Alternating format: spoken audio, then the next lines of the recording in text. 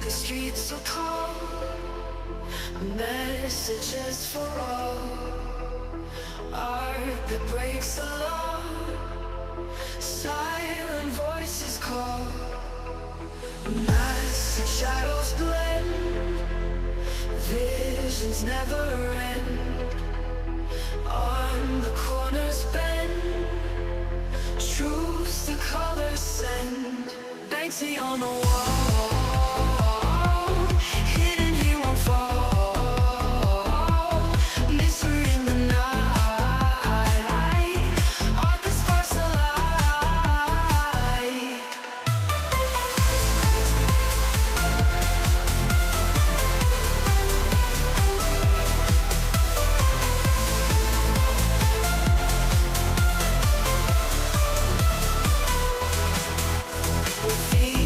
Tales untold, stories brave and bold, worth their weight in gold, freeze before their soul.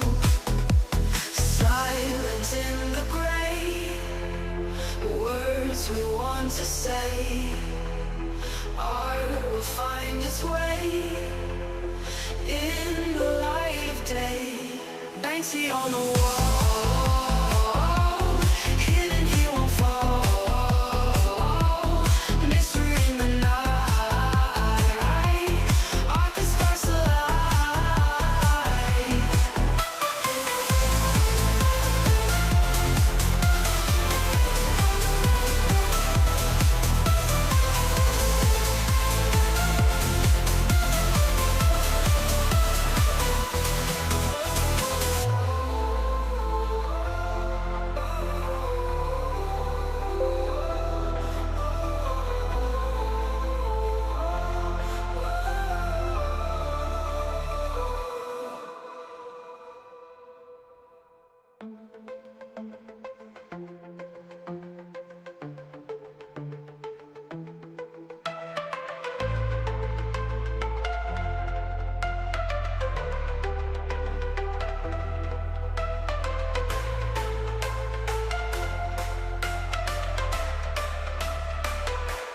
Banksy on the wall,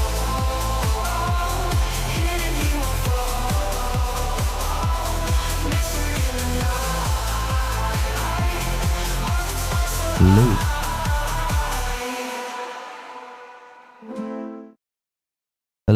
Hello, my darlings. Good evening, ladies and gentlemen. I'm sorry I'm not actually live in person. I'm just a photograph here.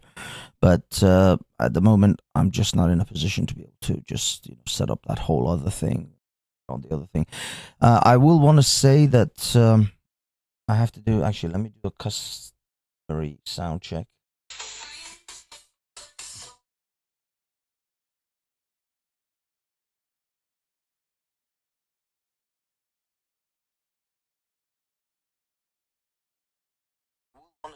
Okay, thank you so much, ladies and gentlemen, for joining me. Welcome and hello, my darlings, as the usual intro should be like. How is everyone? I love that DEF is with us. Hello, DEF.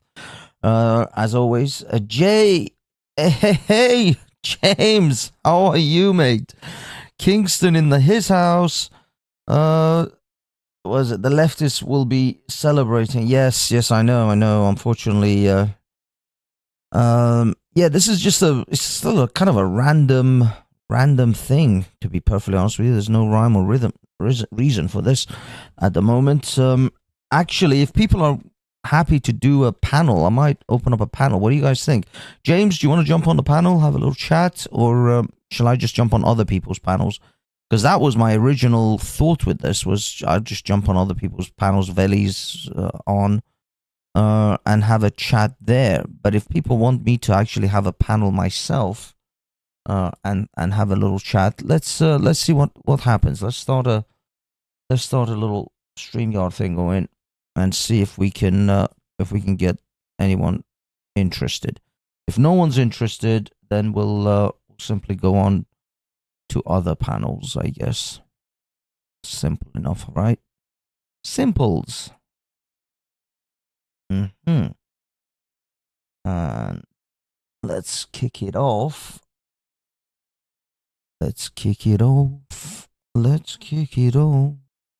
Let's see. Let's organize this a little bit. So, just getting the juicy bits. That's right. Yeah, because I do this through OBS. I don't do it through StreamYard. I need to get the juicy bits in. So let's see. And there it is. We're in, boys and girls. We're in purple. Now I just wanna say that I thank Mr. Donald Trump again. Hello, this is Donald Trump. I'd like you all to know that the Banksy Style Live channel is a great channel, a terrific channel. I really like you all to subscribe and share this channel. It's a really terrific channel, a patriotic channel. I like the channel, and he is a great friend, so go there today. So yeah, thank you, Mr. President. Thank you, Mr. President, for endorsing us. We most appreciate it. And again, one and all, welcome to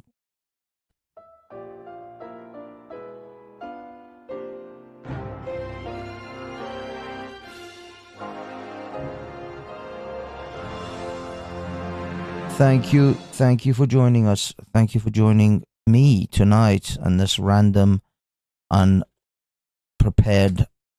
and totally out of blue kind of. Where is it? There it is. There's the StreamYard link if anyone's interested. The madness of life. Hello, sir. Big Nose nowhere to be found tonight. Damin, I'm sorry. I don't know what that last part is. Maybe again, dyslexia has kicked in hard tonight. I'll be honest, when I'm actually tired, I'm even worse than when I'm with it.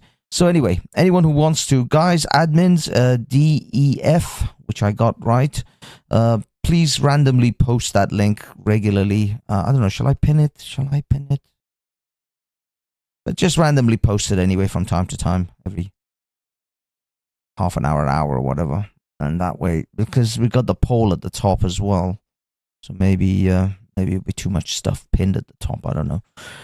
But anyway, so yeah, there's the link. Thank you, sir. Thank you. There's the link. Damin. Okay. There's the link. Anybody wants to jump on, I can have a little thing. If not, I will move on and I'll actually jump on other people's panels, and see what they're saying, because I think that would be just as exciting. I don't know. What do you guys think? You guys think it's? I want to talk to Veli actually. I want to talk to him about Saturday. Sorry. Yeah, yesterday. No, Saturday. Sorry, it's Monday today. God, days fly by. Yeah, I want to talk to him about Saturday, but at the moment, I don't think he's gonna come on here. So it might be worth me going over there. I suspect that might be the thing to do, right? But I just wanted to give people an opportunity, anyone who wanted to come online. So James, if you want to jump on, Mr. Kingston.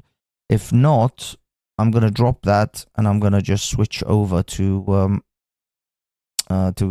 me jumping on Veli's. Shall I wait? Why are we waiting? We are suffocating. Okay, it looks like yeah, we are just waiting for nothing. So let us do something else. Shall we do something else? What should we do?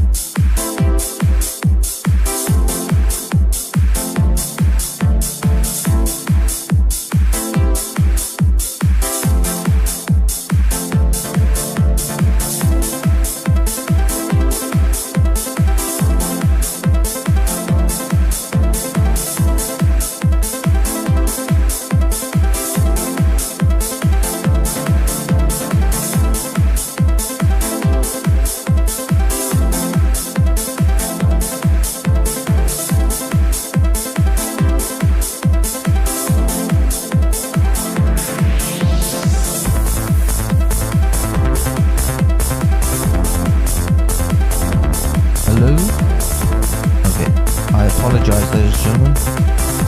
Stop this insanity. I do apologize, ladies and gentlemen. My mixer here is constantly updating its firmware today, and it's causing a lot of issues.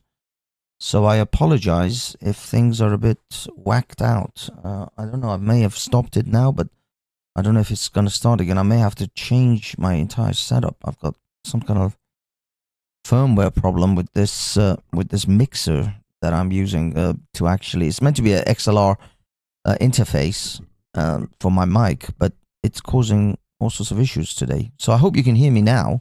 I hope I am coming through. I do apologize. I had to play like a. Sorts of issues today. So I hope you can hear me now. Yep, it's coming through. It's coming through now. Okay. So I don't see anyone jumping on StreamYard. So let's screw that idea. Think the movie The Omen. Yes, sorry guys, I had to play that intermission. Hello UG. Oh my god, UG. The new UG. Big up, Oliver. Oliver, do you want to jump on the panel, mate? Can hear you fine. Thank you, sir. Yes. I don't know. Do you want to jump on this panel? Because I was about to go on Veli's panel. Thank you, Madness. Thank you, UG.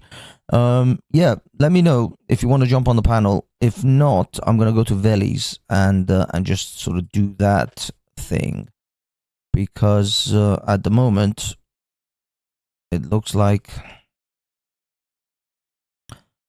no one's jumping on this particular panel, so I might as well go on to the other panel. I don't know. What do you guys think? What do you think? What do you think? I'm thinking I'm gonna find Veli's. Where is Veli's? Yesterday, Donald Trump and friends. Actually, let's play this for a bit, and then consider Veli's.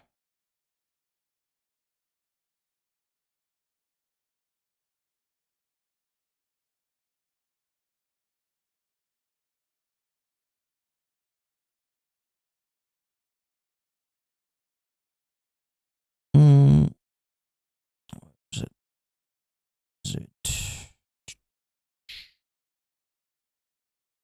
StreamYard?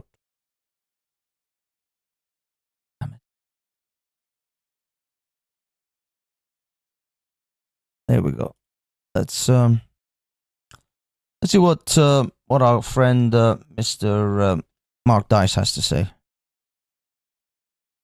Friends held a MAGA extravaganza in New York City's famous Madison Square Garden, causing the liberal media to have perhaps the biggest meltdown since Donald Trump won the 2016 election, because they thought surely by now, with all of their lies and all of the lawfare, that the majority of Republican voters, Americans, members of Congress and the Republican Party would have turned their back on Donald Trump by now, but instead he is more popular than ever. But that jamboree happening right now, you see it there on your screen, in that place is particularly chilling, because in 1939, more than 20,000 supporters of a different fascist leader, Adolf Hitler, packed the garden for a so-called pro-America rally.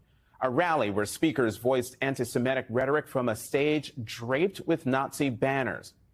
When a Jewish... So what does this have to do in any way, shape, or form with Donald Trump and the Republican Party? This is the kind of beyond insane, paranoid, delusional nonsense that 10 years ago you would only hear coming from a schizophrenic homeless person shouting on a street corner. But now it's being spewed 24/7 from the brand name billion-dollar mainstream media machine. While I try to provide some levity and bring some laughs to the craziness that we're unfortunately being subjected to, this actually is no laughing matter. This is dangerous. This is a serious and sophisticated disinformation campaign that the mainstream media, the Operation Mockingbird assets, are waging against the American people and the world. The fact that the editors, the investors, the CEO, the shareholders actually allow this nonsense is beyond despicable. Well, look what we have here. It's notorious Nazi sympathizer. Oh, first of all, I knew Dr. Phil was going to get based. I mean, to be honest with you, who didn't see this coming? After the nonsense of the gender benders, This is, by the way, because of the trans movement. This is the reason why Dr. Phil is on that stage. Dr. Phil would normally, he's best friends with Oprah. Absolutely, Oprah made him, essentially. Without Oprah, he would be nothing. It was because of Oprah that Dr. Phil became this television sort of celebrity kind of person, like the TV's doctor or whatever, or psychiatrist. So if it wasn't for Oprah, he would not be there. But you see, because of the gender bending shit, because of these trans people, he became based. He finally realized, look, I can't. This is insane. These people are promoting now anti-scientific ideas. They are deeply going to damage the world of, well, first of all, they're going to damage the faith of people in science and the scientific process and scientists. We've already damaged the faith of people in doctors and medicine. It's already happened in the last 3 or 4 years. So many people are now jaded about going to see their doctors, taking medication, taking the doctor's advice, because they've ruined that faith that people used to have and that trust. And now they're going to do it with hard-based science, biological science, things that no human being on the planet questions. What is a man? What is a woman? They are fundamentally messing with those things. So yes, someone like Dr. Phil is going to get based. Now here he is standing on a Trump-Vance stage because he knows that these people are insane. They've gone off the deep end, and Kamala is just simply going to encourage them. She's not going to stand in front of these crazy, gender trans activists, and it's going to cascade through all aspects of society. It's not going to just stop with that. I spoke to people who don't believe viruses exist now. There are flat earthers that are gaining traction. Things that scientific facts that have been established for centuries, not even decades, centuries, are now being revisited, questioned. Friggin' flat earth. There are more flat earthers probably now than when Columbus sailed to find India. It's insane. So yeah, I knew, and I guarantee you, I promise you, give it a few years, possibly by the end of Trump's presidential period, his presidency, Anna Kasparian will be on a Republican stage promoting a Republican president. I promise you, Anna is coming. It's that particular prediction is in the post. It's just ready to be delivered. Anna will be a Republican. She'll become a conservative. Dr. Phil. And this was the first Nazi rally in the history of the world to feature a Jewish speaker, a black speaker, an Indian speaker, Latino speakers. It was the most diverse Nazi rally ever. You know something, Trump maniacs? I don't see no stinking Nazis in here. I don't see no stinking domestic terrorists in here. I mean, here's the insanity. Here's Hulk Hogan, the man who was championed as America's hero for pretty much most of my life. I remember him as a child walking in with the American flag. He's the all-American hero, the blonde-haired all-American guy.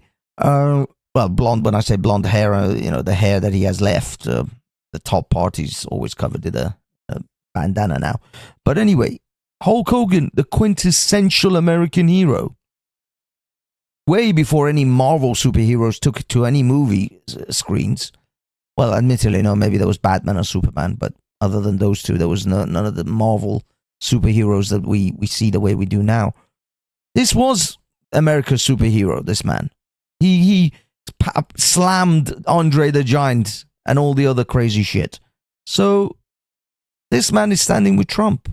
And you're telling me they're the Nazis?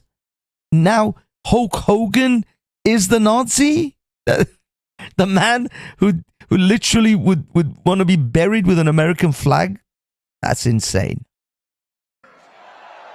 The only thing I see in here are a bunch of hard-working men and women that are real Americans, brother. That's right, Hulk, and stay tuned because there's plenty more to come in this video. But real quick, subscribe to my channel if you're new here, because if you are new here, it's a miracle you found this video in the first place with all the algorithm manipulation, the shadow banning, and the visibility filter YouTube placed on this channel. So subscribe here, check back on a regular basis. You won't be disappointed. MSDNC and the Clown News Network, CNN, didn't want their audience to actually listen to the rally, so they showed little bits of it and then editorialized about how awful it was, dangerous like this. Right now, you're looking at live pictures of Elon Musk speaking at that rally here at Madison Square Garden. We're going to keep an eye on that, and we'll bring it to you live once President Trump, former President Trump, takes the stage, and we'll explain why in just a minute. But of course, when you look at what is happening right now there at Madison Square Garden, it harkens back to a different moment and a different time in America, back to 1939, that very same venue. It also hosted thousands of people at a Nazi rally. And that rally was in support of Hitler and fascism. Just like Donald Trump and the Republican Party. The Marxist media always accuses Donald Trump and the Republicans of the exact things that they themselves are guilty of, claiming that Donald Trump and the Republicans are fascists when they're the ones who got him banned from social media and are trying to get him thrown in prison on trumped-up charges and want to repeal the First and Second Amendment, really just all of the Bill of Rights, and accuse him of spewing dangerous rhetoric while they are putting a target on his back and anyone who wears a MAGA hat or supports Donald Trump in any way, shape, or form. Tucker Carlson was a featured speaker there. Elon Musk, of course, like the MSDNC operative mentioned. But tell us, CNN, how awesome was this event for those who missed it? As somebody who has attended dozens of these Trump rallies, the pre-show rhetoric before Donald Trump took the stage was some of the darkest rhetoric I've ever heard. Dark MAGA! One of these rallies, they were name-calling. I just want to point out some of the things that we heard from these speakers ahead of time. One person called Kamala Harris the Antichrist and the devil. Another person referred to Puerto Rico as a floating island of garbage, something that... Wait a minute. They are talking about how the Republicans were name calling. They are literally just did a comparison of Donald Trump with the Nazi party at Madison Square Garden, and it's the bad guys are the guy who compared Kamala Harris to some kind of antichrist. You can't make this shit up. You can't make this shit up. They are literally it's the classic, rules for radicals. It's the classic tactic of blame the other guy for the thing that you're doing. The very thing that you do, just blame the other guy for it, though. It's fantastic how they're using these tactics. I mean, it's like, you could literally bullet point their methods. It's unbelievable. Has received massive backlash from both Democrats and Republicans. Another person referred to illegal immigrants as effing illegals. Someone else said Hillary Clinton was a, quote, sick bastard. And that is just the actual specifics. We also heard a lot of nativist rhetoric talking about how America is for Americans only. And oh, no. Here's comedian Tony Hinchcliffe God forbid. making the joke about Puerto Rico. God forbid that America is for Americans. Like Britain for the British. Crazy thought. What are these people thinking? What are these people thinking? Crazy. Which offended so many people, even Republicans on our side. A lot going on. Like, I don't know if you guys know this, but there's literally a floating island of garbage in the middle of the ocean right now. Yeah. I think it's called Puerto Rico. Now, that joke actually would have been better if he would have said, I think it's called Haiti. Haiti, sir. But he recovered with this zinger. The other side's got a lot of crazy endorsements. Swift, Eminem, Leo DiCaprio, Beyonce. Every day the Democratic Party looks more and more like a P. Diddy party. Okay. Okay, that's what you guys want. You can't overemphasize how much the Marxist media and the Democrats are flipping out about this rally. Here's to cover the New York Daily News racist rally. And the reason why they dropped their October surprise by claiming that Donald Trump loves Hitler and has a copy of Mein Kampf on his bedside and this is a Nazi rally early 2 weeks before the election this time is because of the early voting. So ordinarily they would have waited until just a couple days before election day, but there are already tens of millions, I think 40 million people already voted. And so they had to try to scare those voters away from voting for Donald Trump before they sent in their ballots or went to an early voting poll place. Like I said, the Operation Mockingbird media didn't want their audiences to actually hear what the speakers were saying. So they would check in for a brief period of time and then cut away and then just make insane comments like this. I said to myself, All right, we are watching Donald Trump speak there at Madison Square Garden. You've been listening to him speak there. A lot of Yeah, because I mean the reason they don't let him speak, they don't show the speeches anymore, is because they learned from 2016 that when it comes to presidential elections, because you see most elections in America, the Senate and Congress people and things like that, it's to do with the amount of money that the individual has to spend on advertising, because this is what Cenk Uygur has actually been always complaining about. The fact that money in politics is what has corrupted the American political system, in which whoever has the most money to spend usually wins. That's like clear by statistics and everything. But except the presidential election, because the presidential election gets so much free press from people like MSNBC, CNN, and all the rest. They covered all of Trump's rallies, all of Trump's events, and so they essentially gave him the presidency in 2016 by giving him so much free advertising. And they've decided, they learned from that mistake. Now they don't do it anymore. They're like, okay, we can't just we have to still cover it because it's such massive news, but we will frame it the way we want, and we won't actually allow our audiences to hear what he has to say. We will narrate what he says and filter it through our framing. And that's what they're doing now. Because, to be honest with you, I can't really blame them. They saw the fact that they gave him so much free advertising back in 2016. They just don't want to do that anymore. But they still want to cover the event, because otherwise, if they don't cover the event at all, people will just switch to another channel, Fox or whatever. They'll just go online. I mean, nowadays these people are dead anyway. I mean, mainstream media. Who the hell even watches mainstream media? Who even still has a TV? I don't actually own a TV anymore as such. I have monitors, which are connected to my computer, everything goes through the internet, but I don't actually have terrestrial television anymore. That's why I don't give a shit what the BBC has to say. People complain, oh, the BBC said that. I half the time don't even hear what the BBC said, or anyone on the BBC said something, for maybe a couple of days later when it's filtered. Maybe I catch it from another YouTube channel or some other thing, some other online media source, but I don't actually watch TV. So for those who actually do, which are some, I would say, boomers, I'm not entirely sure if any boomer actually watches MSNBC anymore. I mean, who the hell even watches these idiots? They are horrific. They're far worse than even all the others. Hell, even Fox News at this point is more balanced than MSNBC. MSNBC's just gone off the deep end completely. They're just insane nut jobs now. So yeah, no, they're not going to give him free press. So they're going to filter it and give you their ideas or their framing of what Trump is saying rather than what actually they're saying. But that's because of 2016. 2016 changed all of this.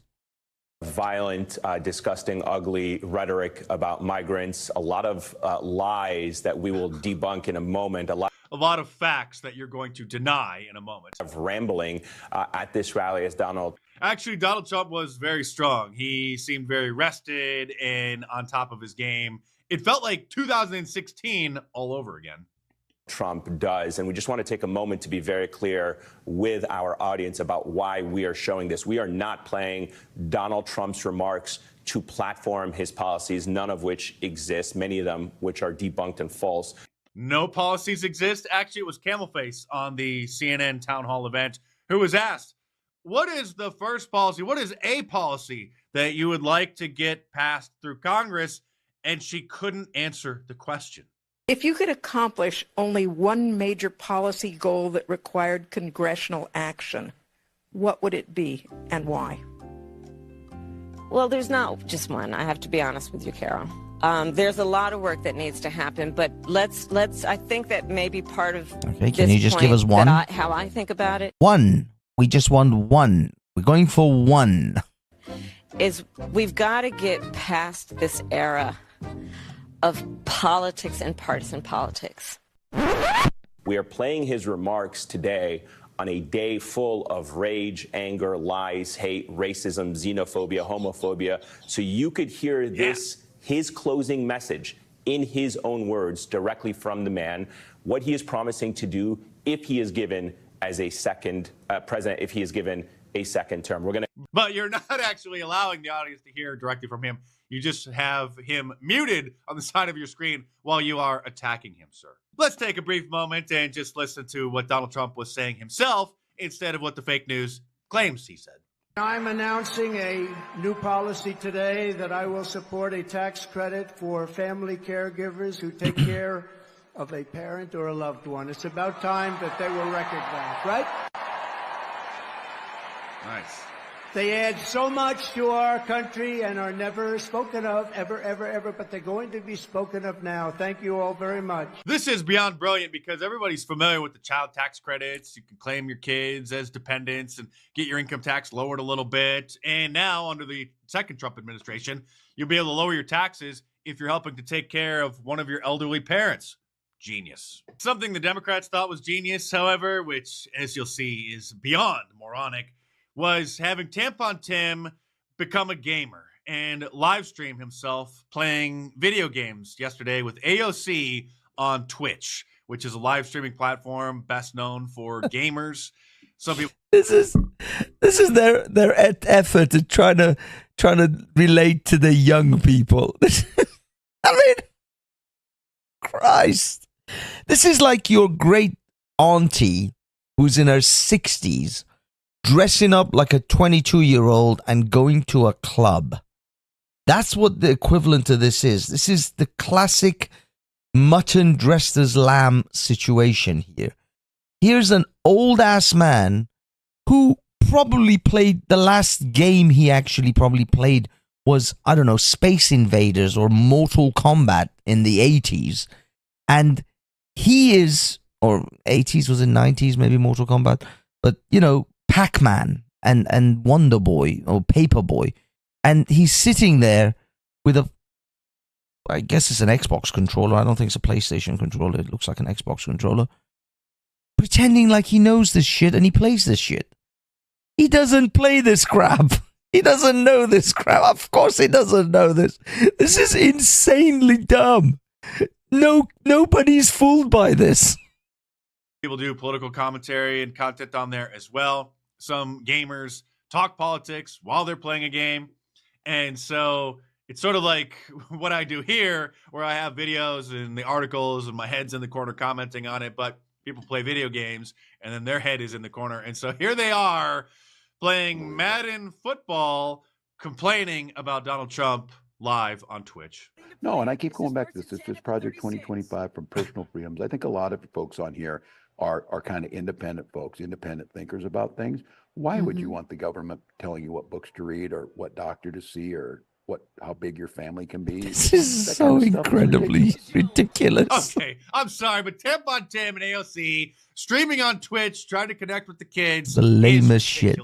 It says Tampon Tim is missing basic male anatomy. He couldn't bring himself to actually call the Trump Madison Square Garden rally a Nazi rally. Instead, he just had to allude to the 85-year-old event that they're trying to link Donald Trump to.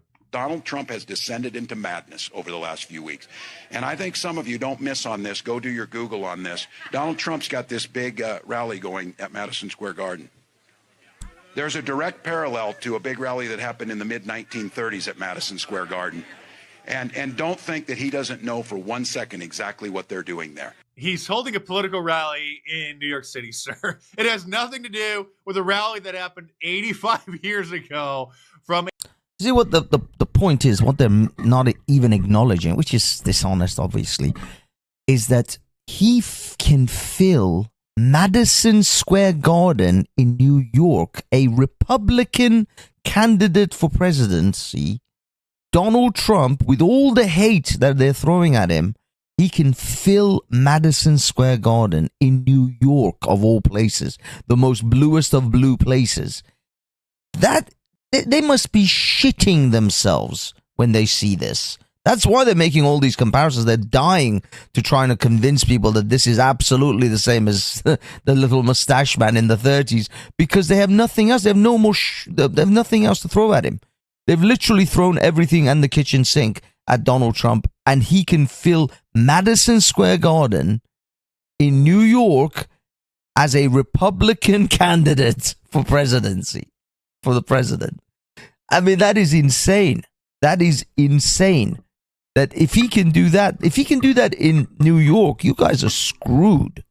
In New York City, he can fill that Madison Square Garden. You know you're screwed. You know you're screwed. If Donald Trump doesn't win this, oh my God. What? I mean, effectively, you can say that democracy has been taken over in America. The American democracy is done. There is no such thing. If they pull some madness shit to try to swing this Kamala's way, you know that the American democracy is either already been lost or it is insanely in trouble. A different political party. The Kamala campaign is in such shambles because the honeymoon period from when the coup occurred and they forced old Joe out has long since passed. And they know that no men, no normal men, no straight men are going to vote for her. And so they're scrambling to try to make her more cool and appear like she's just one of the guys. Here she is in a bar, drinking a beer or having a beer, sitting on the counter in front of her, pretending to drink a beer. This woman doesn't drink beer. We all know Kamala only drinks wine, box wine, or possibly screw top bottle wine. This is a wine mom. This is that drunken mother who comes in halfway through her child's birthday party, her teenage son's or daughter's birthday party, and goes, "Is everyone having a good time?" You know that this is that Kamala. She's not a beer woman. She's a wine drinker. Box wine. With Michigan Governor Gremlin Whitmer. It's hard to understand there, but she said that they need to make more ground with the men. Oh, we have microphones in here listening to everything. Oh, I didn't realize that. Okay. So, well, You'll now you bleep tell my us. F words. We just told all the family secrets. You're screwed. You're screwed, Isn't lady. Kamala cool? She drinks beer and she curses too. And let's not forget that the theme of her campaign was joy. Remember? It was supposed to be joy and fun after the horrifying train wreck of Joe Biden being the nominee. When they forced him out, there was such tremendous relief. And the joy has turned into despair. Weeping may endure for a night, She's unveiled her latest accent. What? but joy cometh in the morning. What the hell? The path may seem hard, the work may seem heavy, but joy cometh in the morning, and church morning is on its way. I'm sorry, but if this represents the Democrats when they're joyful, I'm going to start praying extra hard that Donald Trump defeats her next Tuesday on November 5th so that we can have our cup runneth over of liberal tears once again. Vote early, vote now. Damn, what was that accent? That was like some sort of American pastor style shit that she was. What the hell was that? I mean, I'll be perfectly honest. I thought it was she was going for one of these. Hold on. What's wrong with you? What's wrong with you? You niggas are crazy. Did you guys hear that? I think you heard it, right? What's wrong with you? What's wrong with y'all? You niggas are crazy. Yeah, that's that. That is that's what we're dealing with here, people. Oh, sorry guys, just bear with me. I gotta realign this thing again. think it. As soon as I moved it, it moved. Why do you? When I move. That's a huge bitch. There you go. There you go. That moved. Okay. Okay, guys and girls, let's let me. Have you guys heard? Yeah, you've heard this. I mean, you guys are your regulars. You must have heard this before. You know, I've been waiting to get monetized. I should monetize Half His Reflex because I want to play some tracks when every time someone gives a super chat or something. I've been like preparing things. Money, money, money, must be funny. See, I've been like preparing like things for the future. But in the meanwhile, whilst I look for another thing, it doesn't look like anyone wants to jump on the panel, so we'll leave the panel thing. But I will jump on possibly Veli's because I want to chat to him if I can. Son of a That was the wrong one. That was the wrong one. Conan, what is best in life? To crush your enemies, see them driven before you, and to hear the lamentation of the women. Okay, speaking of the lamentation of the women, let's see what Veli's leftist cuckold panel has to say about the events of the day. Okay, let's see.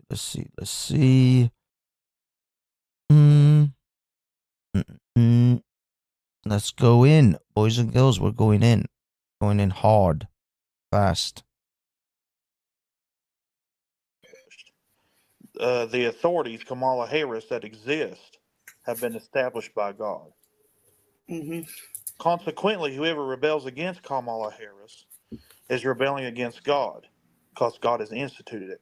And Scientific, to do so it's bring me. judgment on themselves. For Kamala Harris holds no terror for those who do right, but only for those who do wrong. You want to be free from fear of Kamala Harris? Then do what is right and you will be commended. For the one, Kamala Harris is God's servant for your good. But if you do wrong, be afraid, for Kamala Harris does not bear the sword for no reason. They are God's servants, Good agents point. of Good wrath. point. Good point. Oh, I know what verse It's a it's from, dilemma. It's a guys. dilemma. It's a dilemma. This is why you pay taxes to Kamala, for Kamala is God's servant who gives her full time to governing. Give to everyone what you owe them. If you owe taxes, pay Kamala.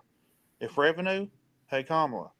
If respect, pay Kamala. If honor, pay Kamala. Now, if Donald Trump is elected, we say we replace that with Trump. So do we believe in the Bible as the truth or do we not?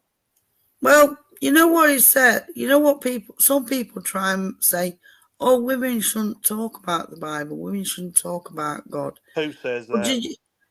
some people, that's what bloody... Yeah, those people are idiots because those people Ben are trying Thorpe to told me to patriarchy. shut my fat mouth.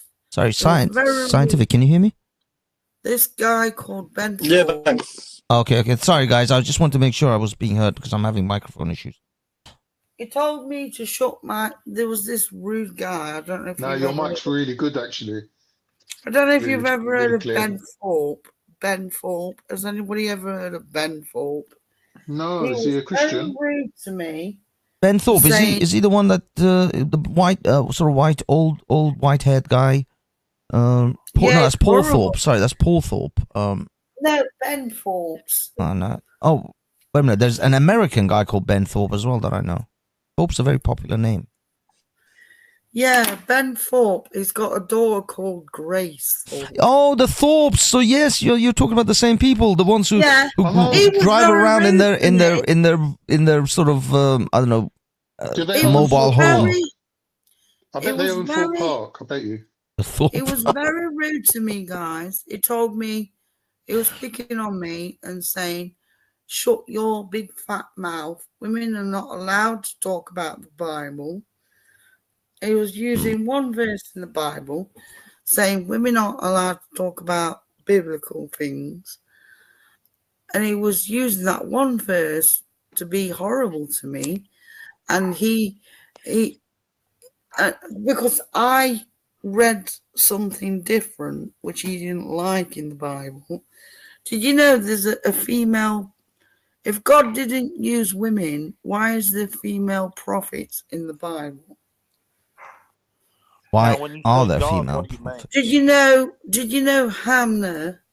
So the God of the Bible, just to be clear, the God of the Bible is the Jewish god Molech or Lucifer. Sorry, scientifically, why have you soloed that every time? So whenever you Is say that a thing? God, We got a few new people on. That's it. whenever you Oh, say God in reference to the Bible, you're talking about the unfallen angel version of Lucifer. If you go to 1 Samuel chapter 2, right, there is a female prophet and her name's Hannah. Hannah prophesied the judgment day of what will happen to the wicked. The wicked is not going to go to hell forever. The wicked will be burnt up. All right, who are the and wicked? No more. Who are the wicked? Who are the wicked? I don't know who the wicked are. Okay, so this Bible is wicked. Who's wicked to Lucifer is not who's wicked to the real God.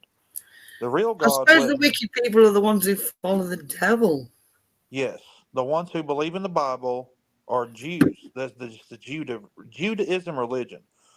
Their Bible, their God has always been Israel, the ruler. You know, the ruling one, which is the devil, which is El Satan. is Allah. El is Allah. Yeah, he runs that religion too. Allah is more of a satanic pagan thing.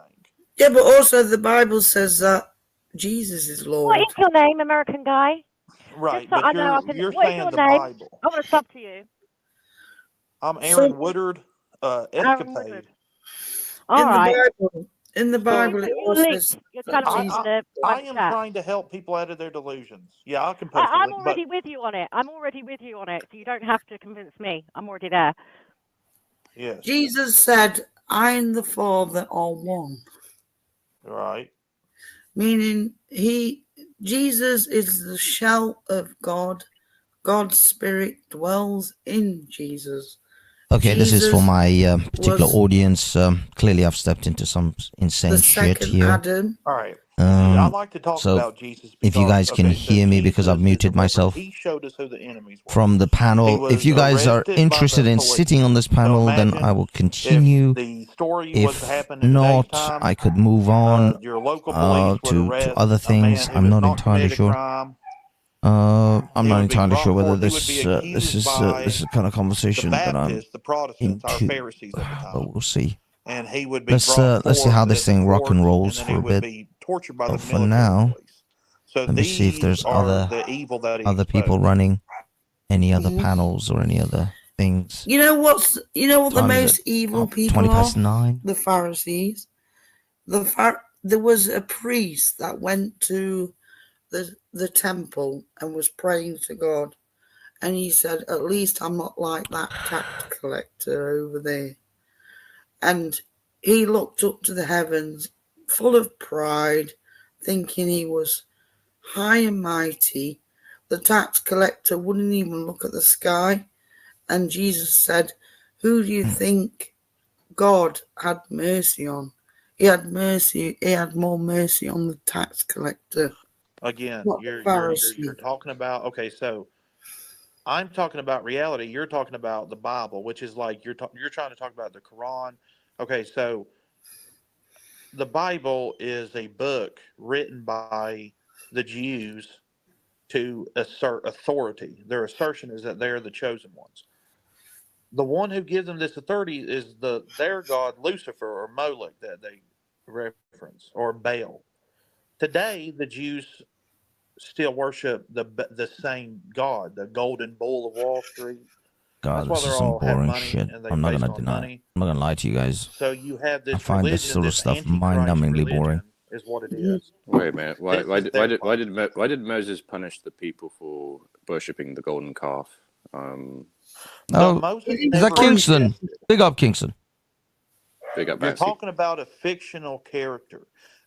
Moses never existed. Moses came down and he had the tablets and he You're lost talking his about temper. if Spider-Man came down.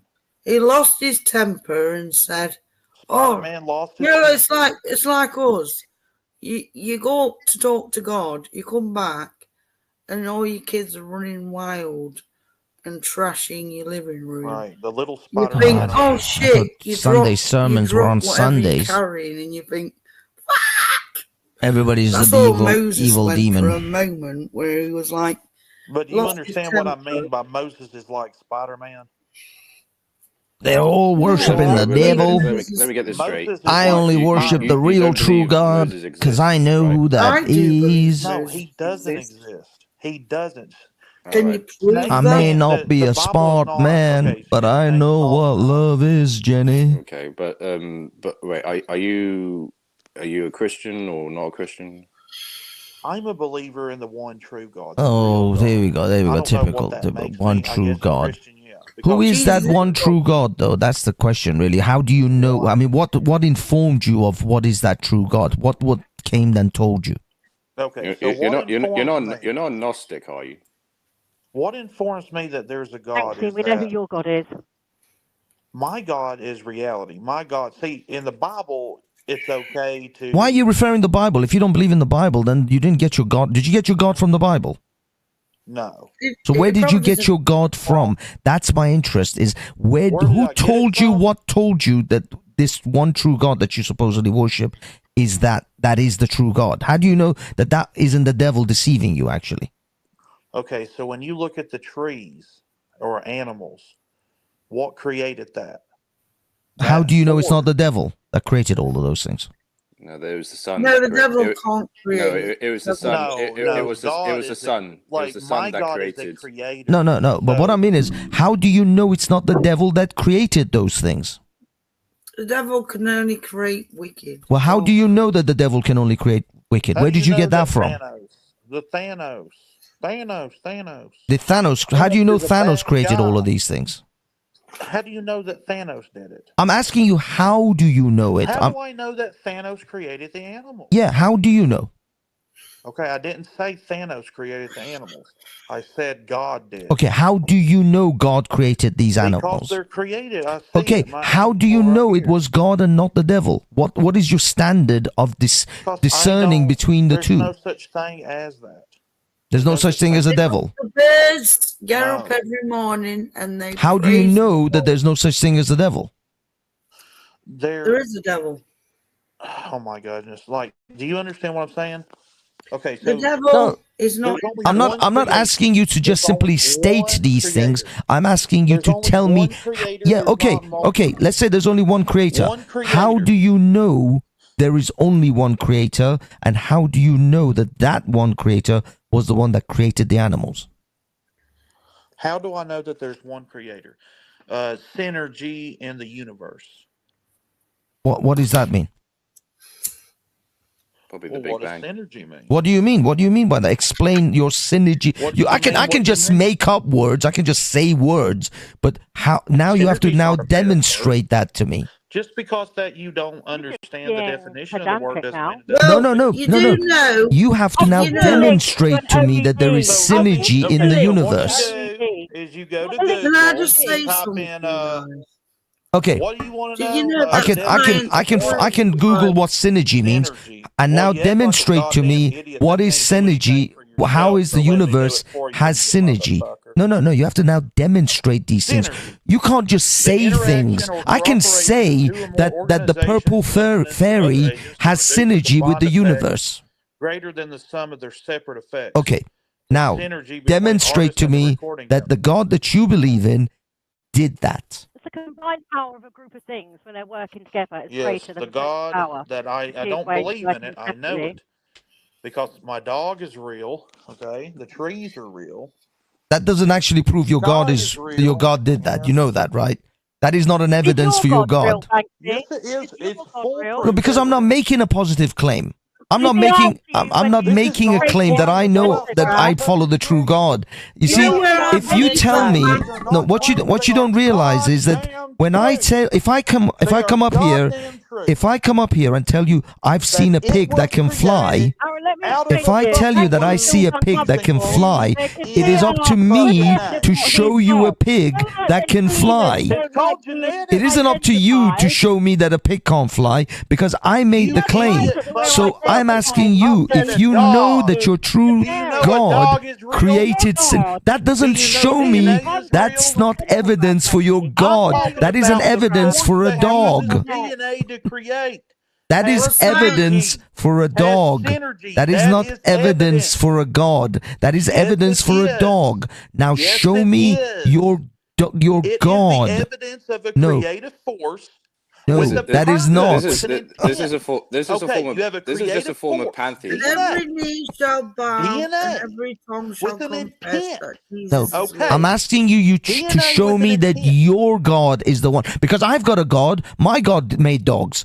Now, how are you going to tell me that your God actually made gods when I know my God made dogs? So your God made the dog. My God Yes. made. So we No, must be your talking God about the didn't. same My God isn't your God. I know that because my God told me. Let's find out. Is my Let's God. find out. My who your God told me that your God is So full of your shit. God, is your God okay with government? My God said your God is full of shit and your God never made a dog. My God made the dogs. Now prove me Does wrong. God believe in the police and the government? My God is beyond the police and the government. It is beyond all of these things. It is beyond all of these petty things. These are man-made things.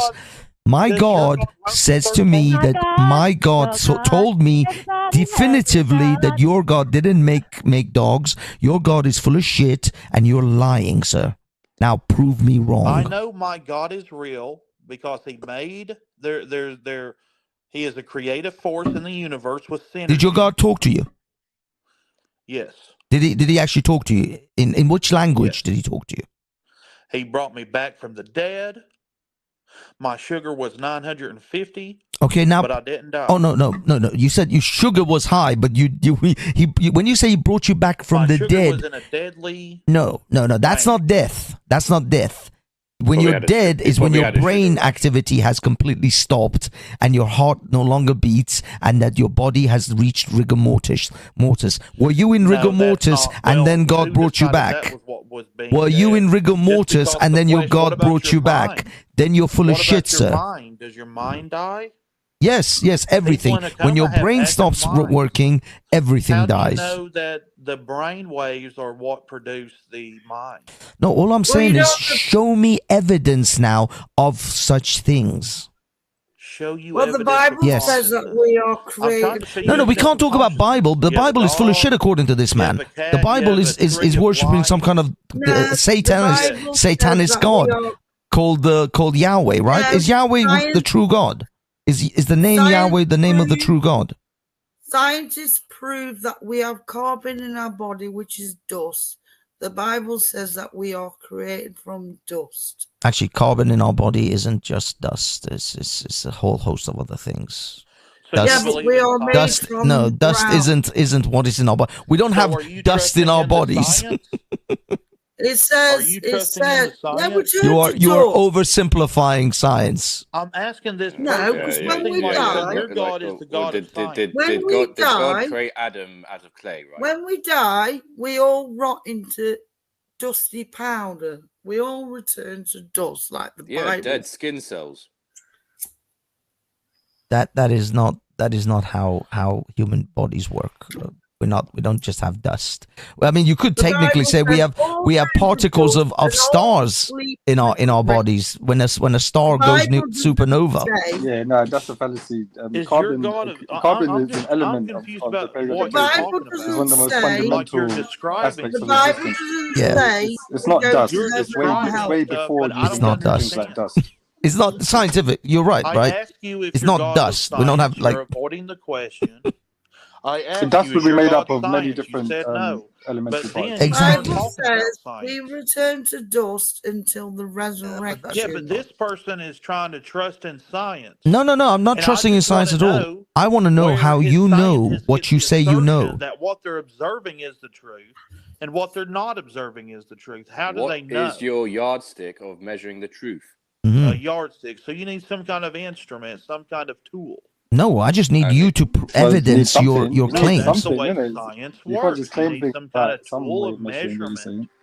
Well, we need some way of Any snake oil salesman can Which say science do you this believe will do in? this. Did you Any know snake that oil salesman most of the can science proclaim, out there is exactly, sell me funded this. by the state? exactly, Kingston. That's exactly Most what of I'm the trying to science, expose this snake oil salesman of, because he is just simply running his mouth, making community is bullshit funded claims, by the and I state can make the same level of bullshit claims. And as I said, my God told me that your God is full of shit. The money, would it be such a leap of faith to assume that the ones that are paying the scientists the money are the ones that kind of get to pick and choose what topics are discussed?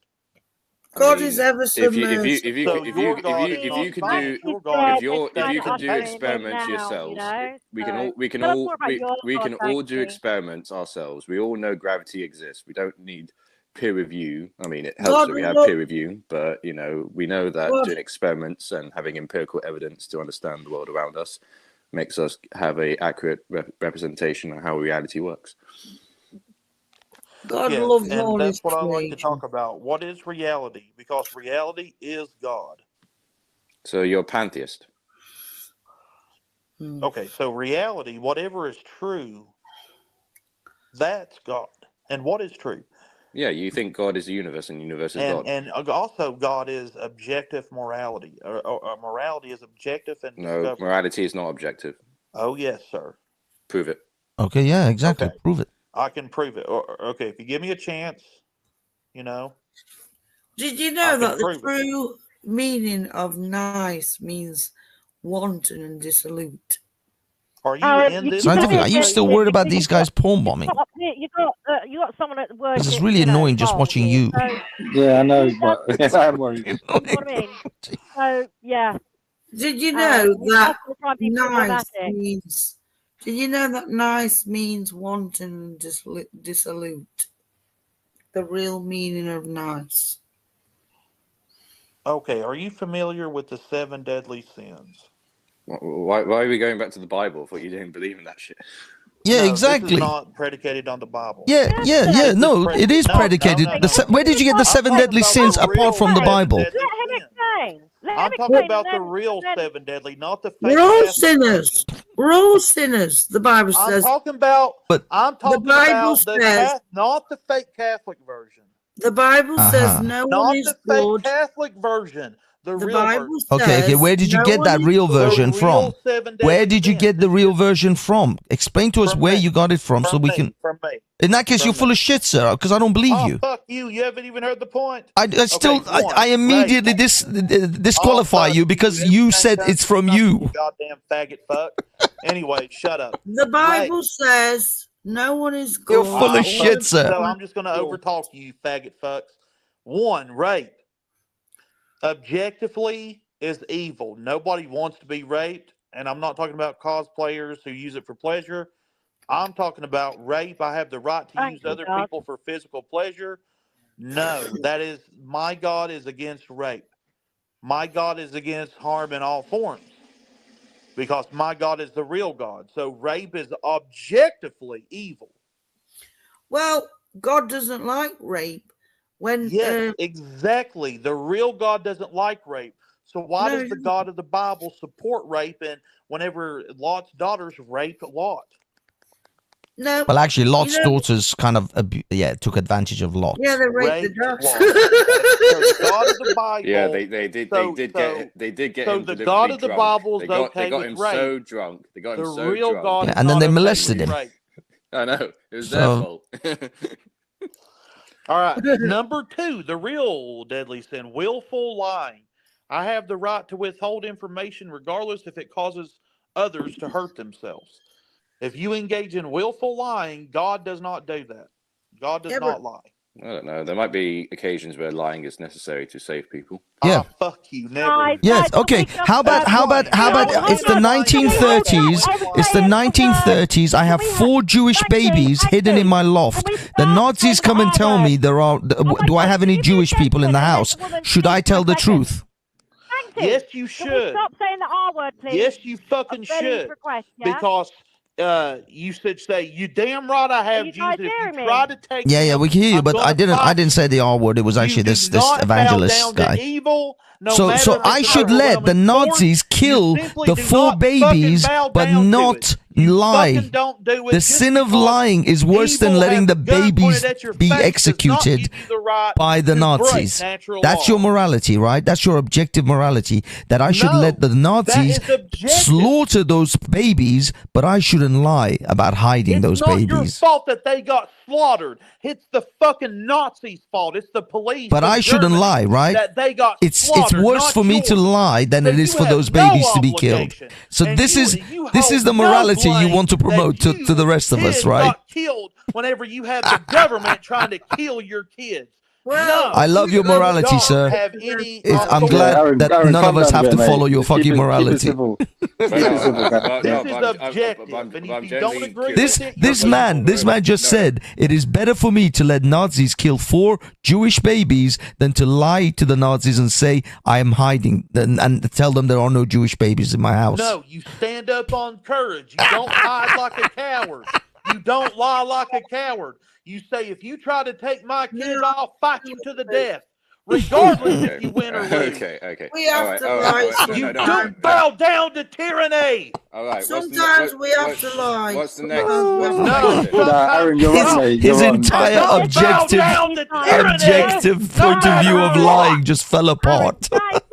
Jesus said all men are liars and Right, what's the I refuse to be a slave. I won't bow down to tyranny. My God, don't bow down to tyranny. Let me just tell you something, Aaron. You know, this man here, he moving on. What's the next? Robbery is another 7 deadly sin. I have the right to take your belongings. Because nobody has the right Aaron, to take others' belongings. Your devil worship.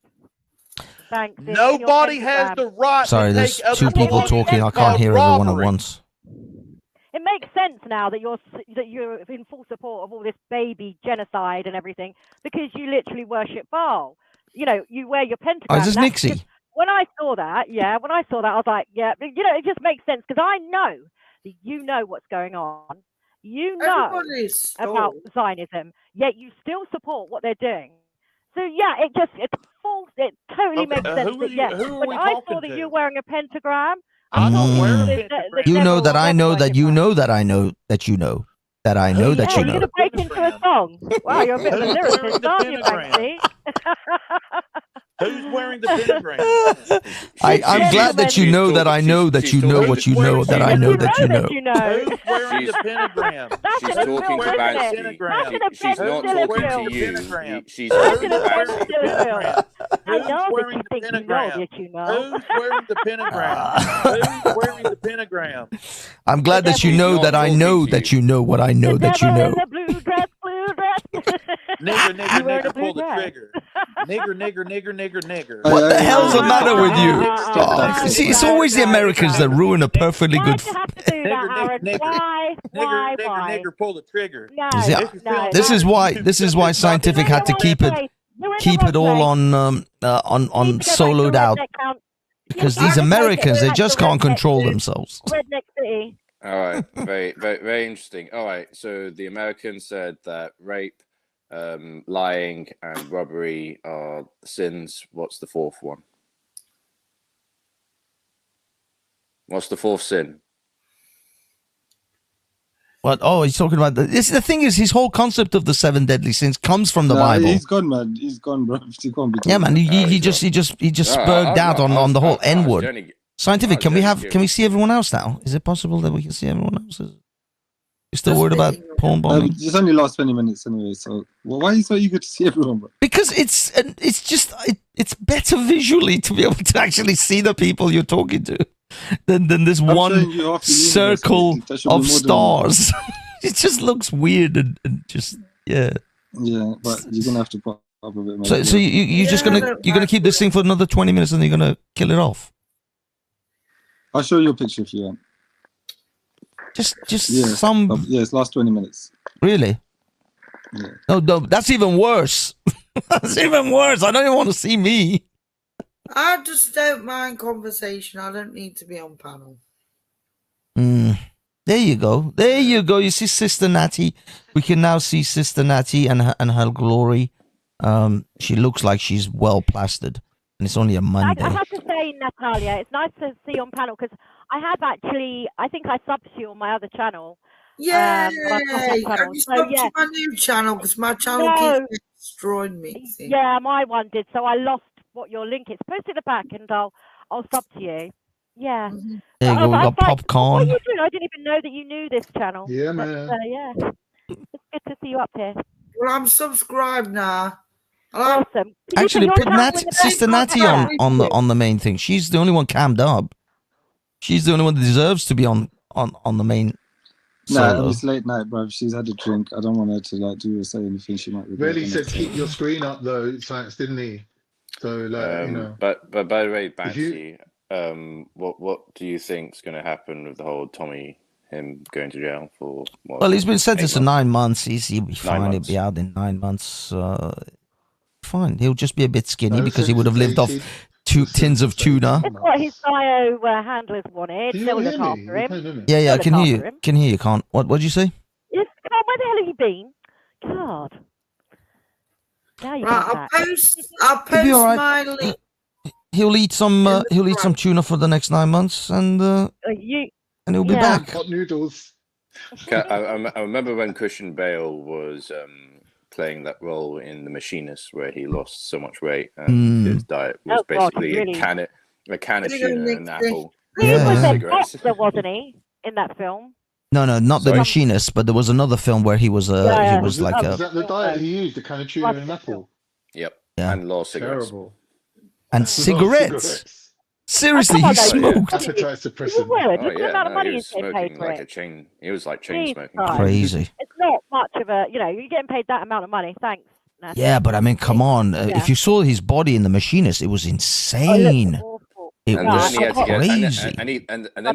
and then he had to get all that muscle back to play Batman. Yeah, but he didn't get the muscle back. He got fat. He got so fat that the costume guys that were measuring him up, they were like, "What are we making here? Batman or Fat Man?"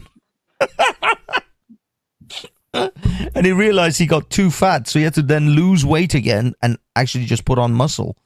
So yeah, it's crazy how they go through these body transformations. These actors, it can't be good for them. Oh, but there's an easy way around it. What? Anabolic steroids. Yes, well, One yeah. of the benefits of anabolic steroids is it increases your nutrient partitioning and I don't want to be around protein, any men on that your shit. protein synthesis increases. Did you know, Yeah. Nixie? Did Yeah. you know death is You nothing need but? sunlight for that, though, Khan. Huh? Did you know, Nixie, that death They're all on is steroids, nothing the but stuff. sleep? Death increases what? When No, death is not sleep. It's like nothing. It is sleep. It's not. I just want to say big up Chaotic Truth in his house. To kind of yeah, sleep is like the Good closest show, to great show death. tonight. Hi, good sir. I guess so. 'Cause you don't know. And it's like a big up big the Ledger. Yeah. At the moment, I'm just panel But you know what? I hopping. mean, some things have happened. I used to do that my years dad ago, and then I died. kind of It just fell some off the things that habit, you and now I'm couldn't doing it really again with explain, you know? it's I actually think Grace Thorpe that encouraged me for that. So if you're if you're still And I do about, believe I don't in know, reincarnation. Chaotic, if you fancy jumping on the panel, let It me know, says in Psalm somewhere. Let me try and I'll drop a link. But if not, then we'll leave it because at the moment I definitely believe. actually I that don't know, that like, link for that there's StreamYard is gone you know, a few because I'm years not since actually. My dad died now, God rest his soul. But I'm not. like how long they stick around for? Because you're not gonna like wait for your whole fat. Like I don't think it works like that. You know. It's Like, amazing. it seems they are, wait for I've you, got if I die, the whatever, poll like, results they're at the not moment are, ladies and gentlemen, are you for the UK or for Sharia? I've got 50% yes. I've got 11% no, which actually this poll doesn't even make sense. And then there's 39% that say I like to lick windows. So I do think It's you don't. I it's think the you're best, really. reincarnated. I think we are in this Let me end this simulation poll, and we keep getting because I think trapped that poll is here. useless. But I don't think they stay. I think they maybe stick around Okay, a few days. get back to and the they panel, go boys on and girls. It's just that it's weird that a few things happened, and I'm just dead certain of it now. You know, after Dad died. Whatever gives you comfort, whatever makes you feel good. It wasn't comfort. Honestly, it's just unimaginable things that kind of happened, and If it I makes wasn't on you feel drugs, I wasn't, good, do it. if it makes you happy. Yeah. And so, no, it didn't particularly. It just happened. It just happened. Yeah. That's one of the things, like, my best friend unfortunately committed suicide earlier this year. And, oh, I'm sorry. Yeah, but that's awful. It is awful, but you know, it's for its worth. I'm glad he's not suffering, because he was suffering from bipolar, and that's you know, a good like way of looking at it, actually. Hanzier. No, I think the world. I think that's it's the a very thing. low Like, energy as well. It's a different place to be. last year, he attempted to take his life by overdosing on pills, and he was in a coma for 2 weeks. So that must have been like fucking hell, you know. Mm-hmm. So, yeah. About life, isn't it? Can you imagine, like, that would be awful. Like, some people, when they've like explained being in a coma and knowing what's going on around them, but they've been in a coma like for 2 years. Yeah. It's true. That's crazy. That must like just be like hell. You know? Yeah, of course. Yeah, it's like a never-ending almost. nightmare that you can't wake up Yeah, from. that's, oh my God. And you can't tell anyone. So, because I'd be like, oh, just kill me now. But you can't even say that, you know? Yeah, and then he woke up, and obviously he had to be in the loony bin for a while. Yeah. Guy. The loony bin. Guy. How old is he, Jay? Well, in fact, he was in, like, you know, How old is he? Oh, he was my age, literally 30. Oh man, that's just fucking tragic. In fact, he was born just a day oh my ahead God. of me. You know, that is awful. I'm sorry to hear that. But I do think it's like the I think it's much more low vibration on this earth now than it was when I was younger, and I think it's a much more difficult place to navigate around. Maybe it's because I'm older now and I know more that I don't know. Nixie, I was wondering, with all your pro-Palestinian bollocks, have you actually been to any of these marches? Excuse me, I'm not going to answer when you when you end the sentence like that. Don't even go there, because if I answer, that's almost like me. No. All I'm saying is, have you actually been to any of the marches, any of the protests? Have you been to any? Have you done anything other than sit on your ass and just rant on the internet? She might be a sociophobe, Banksy. You shouldn't say that. I don't give a shit. I don't give a shit. Have you actually done anything physical towards the Palestinian cause? Have you donated at least to some of the charities? Oh, shit house. Listen to me, right? Right. So nothing. So the answer is nothing. No. I get on here and put fucking shit houses like you. That's it. That's your entire contribution to the cause, right? Your whole contribution to the cause. I have family and things like that you don't necessarily want to see me kind of get involved in it all, and yeah. So that's how passionate you feel. I love the passion. I love the more passion, more energy, more energy. Do fuck all. Just rant on the internet. On the internet. I don't give a shit. just virtue signal. Just virtue signal. But there's people getting paid for doing the shit we do for free. Exactly. At the end of the day, listen, some people go just in the side chat. Some people do nothing. At the end of the day. Or you could get off your ass and actually march on one of these marches on a Saturday. You see me in real life, don't you? No. I'm just curious, because I haven't. I mean, Veli's been to these shows. I've never seen Veli. Veli's been to those marches. I've never seen him, but he's been there. Apparently, I've seen him on video. At least some of these people, at some point, you see. You can only rant and rave for so long. At some point, eventually, you have to put your money where your mouth is and actually get off your ass and make the effort. And I'll be honest, even if you kicked my ass, it would at least be some level of physical effort that you did for the Palestinian cause. Regardless of my sadomasochistic tendencies, that's beside the point. The fact is that even if you came down to one of these rallies just to beat my ass, I would at least commend you for getting off your sofa to kick my ass. Excuse me, I work every day and I'm an active person. I go horse riding, I do things, all right? Yeah. And then on a Saturday, you could come down to London, hold up a placard and say, from the river to the sea, nah. But no, you can't. Just like tap you on the back and guess who? Oh, Nixie, can I ask you a question? Nixie. Yes, of course you can. When you drop tunes like that, Con, you can ask me anything. Let's say I was your fan, all right? Let's say I was yeah. one of your fans, and I wanted to, like, I don't know, spend a couple of hours with you. How much would it set me back? Oh my God! But you know, you're making me sound like a brass here. No, because stars do that, don't they? I forget what they call it. Right. It's called like a meet and greet or whatever. Meet and greet. Yeah. Well, listen, because you've got good. Because like Banksy really wants to meet you, and I want to meet you too. I'm sure James Jones will come along. If we three of us chipped in, the psycho bunny never we even might comes be able here to anymore. afford you. James, you better you fix up, mate. If you're listening, you better fix up and get your ass on here, right? You better shape up. Because I need a man. And my heart is set on you. Well, I'll be honest. If James Jones actually would show up and show his face, then that would make it worth it. That would actually make the whole thing worthwhile, because then I could catch that little shit on video and actually expose him. So if you were to come down and James Jones were to finance your trip, I would chip in on that one, because that would actually make the whole thing worthwhile. Wow, Banksy's actually parting in cash. I hope you listen to this, James Jones. I hope you listen to this, JJ. I remember Banksy already. coming to Speaker's Corner, and he was like filming me, and you know, like. Did he buy you a coffee? Did he buy you something? No. But He it's just never. like, but it's funny, like Triller is just like saying like, "Oh yeah, you look small." It's like, what are you talking about? You know, I mean, it's just like, show your face. You know, come to Speaker's Corner. And I still actually have to go to Southall and do a whole day of Southall shit. How much of a shithole is Southall? I got to do a how much of a shithole is Southall stream. I still haven't got around to that. Get Triller to show you around all his properties. Yeah. A little cringe moment the other day. Slumlord You're live Triller. streaming.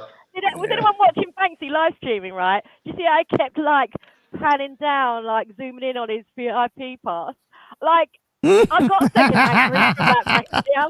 I can't tell you. Right, I think we all got the message, right? Did you see it? Did you see? I still have it. You know, I kept it as a memento. I still have it. It's my second backstage pass. I just want to make sure. Hey man, you got to. You know, it's all clout. It's all about the clout. You gotta make sure you got the clout. You see, did you guys? I was watching Veli's. Actually, that's the reason I came on here, to talk to Veli, but you know he's gone. But I saw Veli's stream today, and he was actually quite close to me. He wasn't too far away, but at the time he was there, because the video was being played, I was sitting down. I wasn't actually standing up. So that's probably why I didn't see him. And then I didn't read any of the chats, because you know the camera was over there and I was sitting down. So that's why I didn't really know he was there until he'd already gone. Otherwise, was this the event on Saturday? Yeah, on the Tommy event, and I was right up near the stage with the media crew. But Veli, you know, if I knew he was in the crowd, like so close behind me, I would have definitely turned around and pointed him out as the lefty cockle that he is, and have the mob fucking at him. Well, what I want to know, did you put your VIP pass, right, to any use and like blagging nice looking ladies? I mean, you always said you're on the lookout. Well, I mean, you saw all the lookers that were in that event. Behind and see how the other half lives. Yeah, I mean, there were some you know hotties in that crowd, and you know some of those women in those invalid chairs. I was you know trying to hit up some of these pensioners. Because I was in the section where all the pensioners and all the people with the invalid carriages and stuff, in the wheelchairs. So then I was trying to chirp some of these old lasses, and I kept getting cock blocked by Tommy and his fucking stage shit. I was like, what's going on here, man? Did you see Jupiter? Because she went down there with Yes, Hector, didn't she? I got Jupiter. They were on my stream. I recorded them for like a split second. Yeah, they're in there. It's an epic 6-hour stream though, so not a lot of people are gonna filter through it. There's only so much cringe I could take, Banksy. Sorry. That's what I thought. About 5 to 10 minutes of it, and I was out. But yeah, Jupes and Hector were stewards. They had the stewards' vests on. They were guarding the left, or I guess as you're approaching the right hand side gates. So they were on that side. I saw them, I said, very briefly, a couple of times, and then I just didn't have time. So When I tuned in, it was very French, and I didn't get that.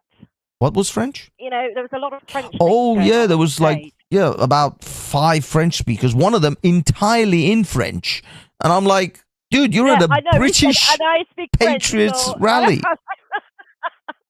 Yeah, this is going from bad to worse. I was like, yeah, that was a bit fucking.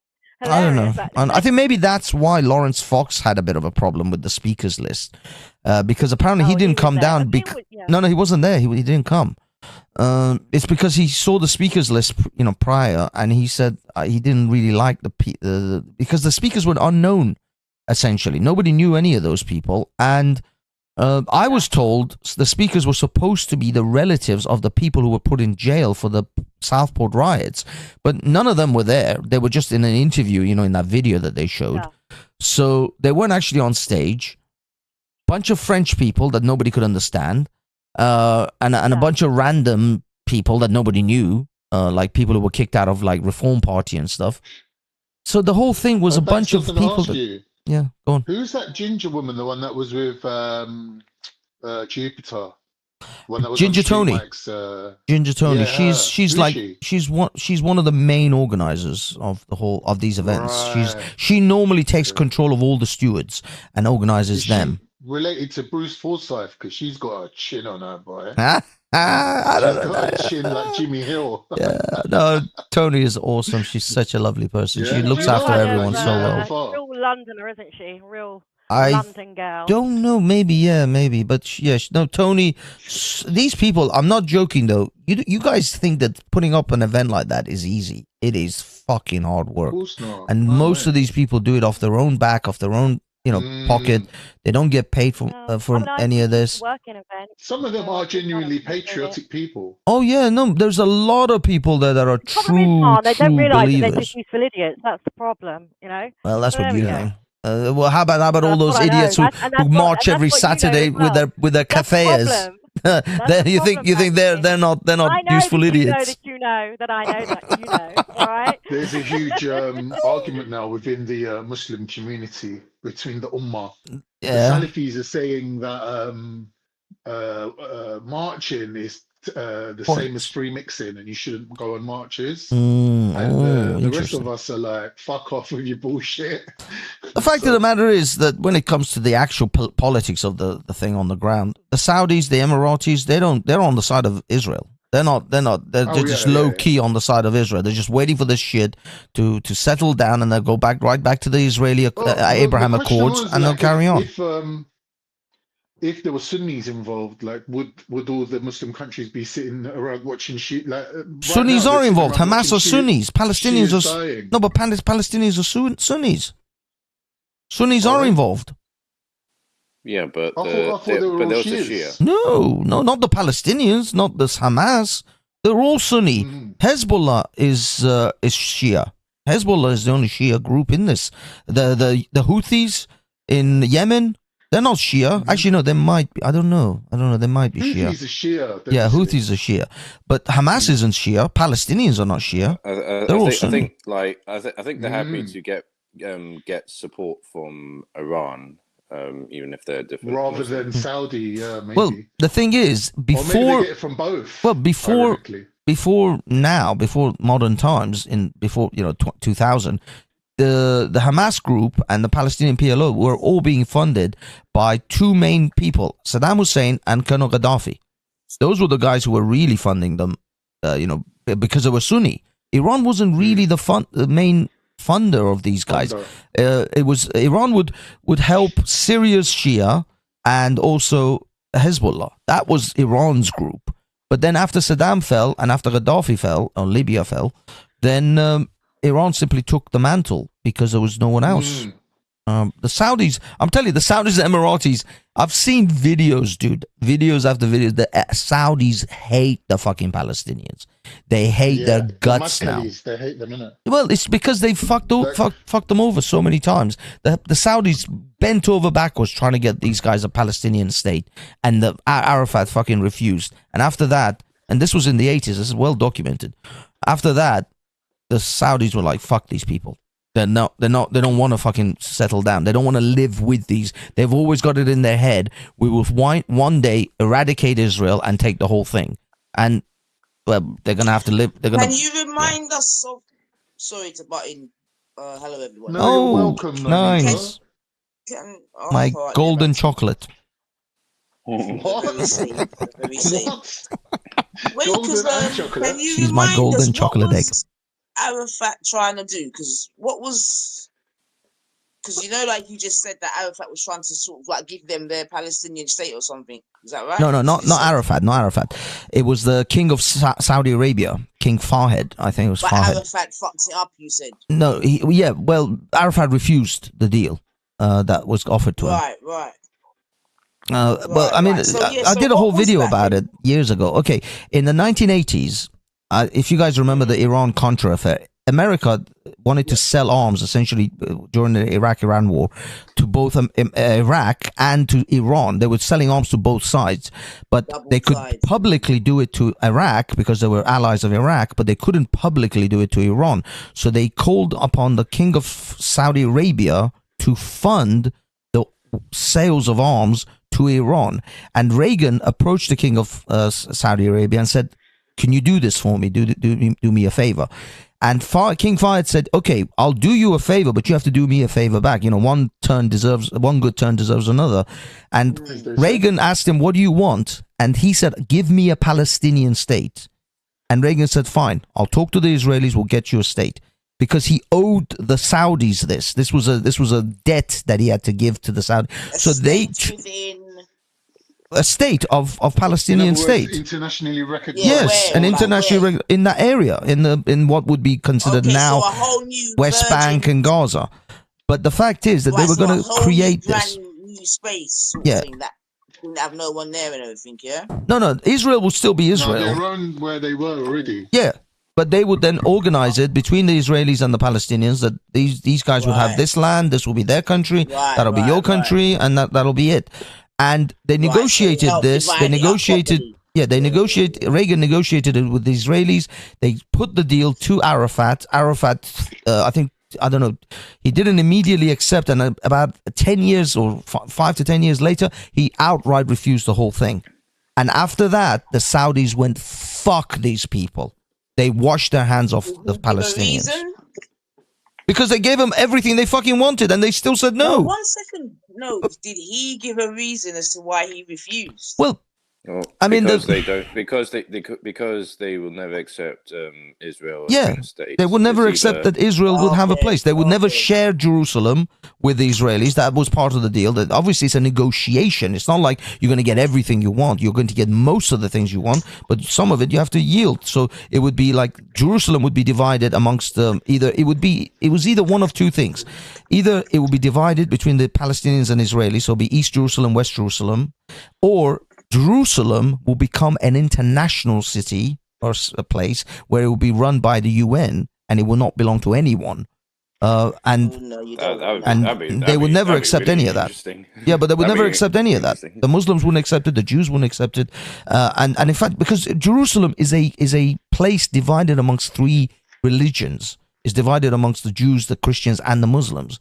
And none of them want to give any leeway. No, I'm telling you, the whole thing is about Jerusalem. The whole thing is about Jerusalem. It all hinges on.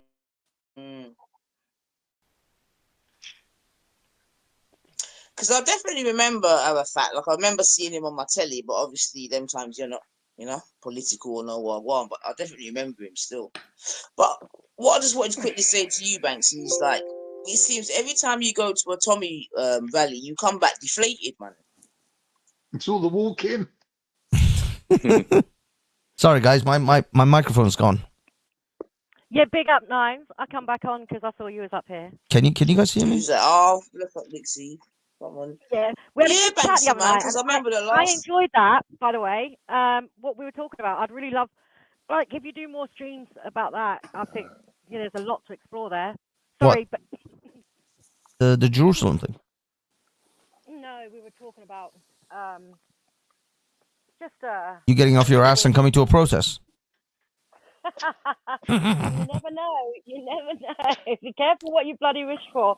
But yeah, no, we're talking about the weirdness of Hollywood and all of that, and yeah. But yeah, I mean, you're talking. okay, so it seems my mic is still working, so it's all good. That was good. It was really good. Because I didn't know you knew all about Arizona Wilder and all of that. You know, it's good. You know, kind of, it's refreshing when you do meet people that like are awake to it. Do you know what I mean? Rather than just 100%. Like you know what I'm saying? so you know? before there was the internet, there was books, and you know. But yeah, man, we know about them things. There still. I got a book. I've got the book. I've got the book. I've got the PDF. One of them. But yeah, man, all of that good stuff.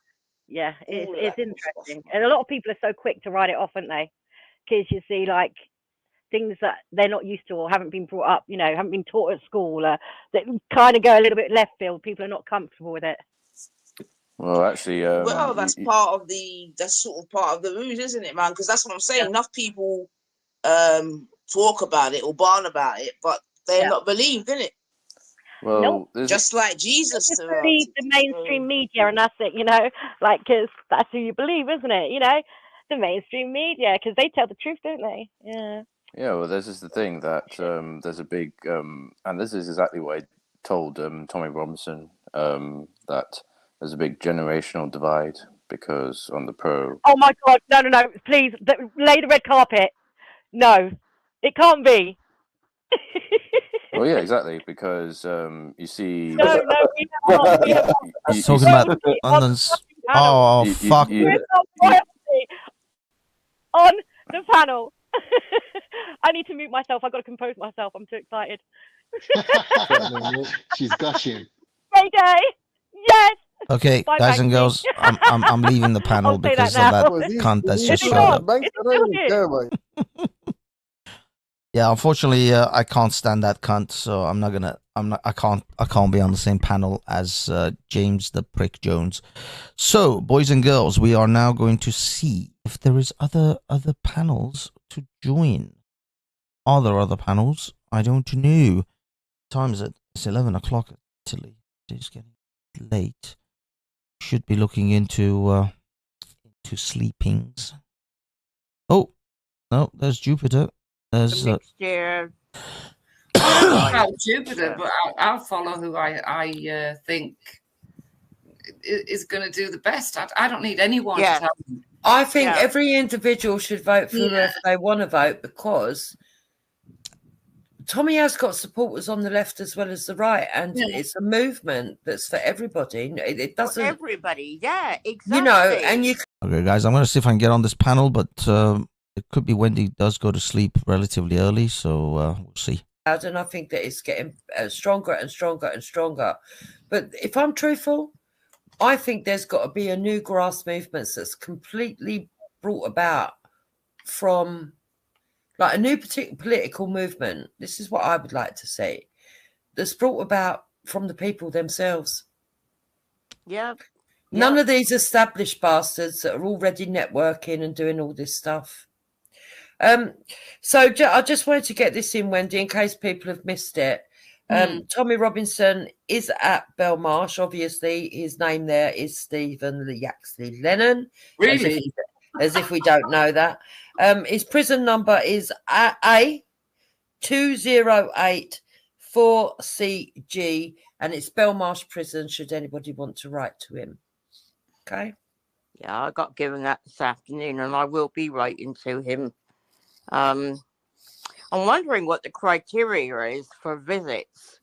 You know, who have you got to be to? Who have you got to be to? You'd have to get a prison order. A prisoner's order. He's not going to. I mean, he's going to want that for his family, isn't he? Obviously, I would imagine. Yeah, for people close to him. Yeah. You know, and where's all this leader business come from? I don't have a leader. I don't follow Tommy. I support Tommy. I don't follow him. I'm not a sheep. As Paul said, our leader is currently in jail. Hint, hint. Well, I can tell you something now, Wendy. Yeah. If Paul Thorpe takes over for the next 9 months, I won't be around for the next 9 months for him. It ain't gonna happen. Within the movement. And Mark as my soon as words, Tommy comes it's back, not I gonna will happen. be back. But no, I wouldn't. I don't like the He'll man. possibly still be involved, but I can't see him taking over. No, it's ridiculous. But why do they need anybody to take over anyway, Jeeps? Why? I mean, you know, okay, somebody has to do something. Listen, but if there's any kind of rallies or anything, and as far as I know, there's not any planned at the moment, but it should any come about, it's not going to be. Look, as far as I know, there's a bit very. That, don't you? As far as I be a demo outside Belmarsh in the next 3 weeks. Who's organising that? I don't know, but they said it wasn't it at the wasn't it? No, it that won't be happening. That won't be happening. That won't be happening. I doubt it. That won't be happening. No, look, it was said yesterday, and I can't remember where. Was it yesterday? I know it was. It was. I think it was on Paul Thorpe's show. But now Tommy's pleaded guilty. I mean, what, you're going to stand outside Belmarsh saying free Tommy when he pleaded guilty for? Yeah, it won't be happening. You know, really? Yeah, I'll put my money on that, Babs. It won't be happening. But what I will say this: I don't know if there's any other kind of things planned. But what I will say is this: look, if there is any other things planned, they've got enough people that work together as a group to set up these rallies or protests, and they will probably still work together as a group with no leader. And if they need a compere or a front man, they'll probably use Liam Tufts again. That's who they. Yeah, Liam's very popular. Yeah. Liam is lovely. I do really like Liam. He's down to earth. And if it was him, that would be fine. But not this other one. Sorry. Someone's telling you to write to Tommy and tell him your suspicions about Paul Thorpe. Alice wants to know, can I ask if any of the super chats going towards Tommy or to help Paul's? Now, I do know he kept saying that all the super chats that he got today was going to Tommy's fund, but that was only for today. Yeah. You know, and it's just all very suspicious. Just all. Okay, guys, I'm gonna jump on the panel. I don't know what the hell's going on with this mixer of mine. It's constantly updating its firmware, but it's not actually updating the firmware. It's really messed up. I gotta see if there's a reset or something. Anyway, let's see what happens on the panel, and hopefully my mic just carries on working. Tommy. I remember Tommy joined her. And within a couple of months, it was like closed. It was all closed down and that, wasn't it? Yes. Yeah. Hey, Bank. Hey, guys. Good to see everyone. Good to see you, Jubes, on Saturday with Hector. Yes, it was awesome. It was a brilliant day, wasn't it? It was good. It was good. Babs, I'm sorry I didn't get to see you. I guess you didn't go, right? I wasn't there. That's all right. In that case, I'm not well enough to be going to things like that at the moment. I just need to get better before I start pushing myself again. Yeah, I'll be honest. The weather was kind of pants and cold and raining as well, so it wasn't really great for everyone. Yeah. I sat at home and watched everything. So yeah. Did you see it all, Wendy? Yeah, I saw everything. Flicking from channel to channel. Yeah. I was watching you for a bit. Then who was it? The guy you spoke to. Wellesley. It was Busker was live streaming. Wellesley was live streaming. Lewis Errington was live streaming. Then there was DJ E, I think Media is a DJ Media. He's got like 150,000 subs. He's really doing well. Oh right. He's a great lad, yeah, really nice lad. Admittedly, he spent a fortune on the equipment that he has. I mean, the camera and the bits and bobs that he's got alone is like 10 grand. I think it was him because it was a really good stream. It never cut out. There was no lagging, nothing. Yeah, his was very good, and the quality was fantastic because him and Street Mike essentially spent a fortune on these equipments that they have. I mean, they have this special box which takes like 4 different SIM cards. That's how they get their 4K quality all the time, is because the SIM card, the device kind of finds the best signal amongst these SIM cards and always produces the best result, the best quality. And so I mean, I only have one SIM card in one phone, and if that, cracks, gets messed up, then that's it. That's all I can do. But these guys, they've spent a fortune. I mean, that box that does the 4 SIM card thing is £1,200 just for that. Wow. I'm definitely thinking of getting one of those little microphones that you put on your collar, though, Banksy. I think it's a brilliant idea. They're really good, and they're really cheap. They're as cheap as £20 now. £10, £20. Those little lapel mics, those wireless ones. Although obviously the more expensive, the better the quality. But yeah, you can get them as cheap as £20. So yeah, they're really, really useful as well, especially if you're out and about trying to interview people and stuff. I bought this one type, which is like 150, 60 pounds. The quality is unbelievably good. It's so clear. You can hear everyone from even quite a distance away. So yeah, the quality is fantastic. I really love these mics. But either way, yeah, some people spend a fortune on their equipment. But admittedly, yeah, you do get good professional quality, outcome as well. It was the guy who gave you his camera. That was Wellesley. Yeah, that was Wellesley. Right. Yeah, Resistance GB. Resistance GB. Yeah, that's it. His stream was brilliant on Yes. Saturday. Yeah. Not one break or anything. He did so well. Yeah, he was good. I'm not sure actually what he does, because he uses just a normal mobile phone. So I don't know what network he's on, but yeah, his quality seemed to have been really good. And yeah, he had the oldest camera, and he had like 17,000 people watching his stream. Yeah, which was There fantastic. was a lot, wasn't there? Yeah. Wellesley's great, but he did a video with me from the last rally, which he released on Friday, and that got me like 200-300 subscribers. It was so nice of him, because the video got a little bit viral, especially on Twitter.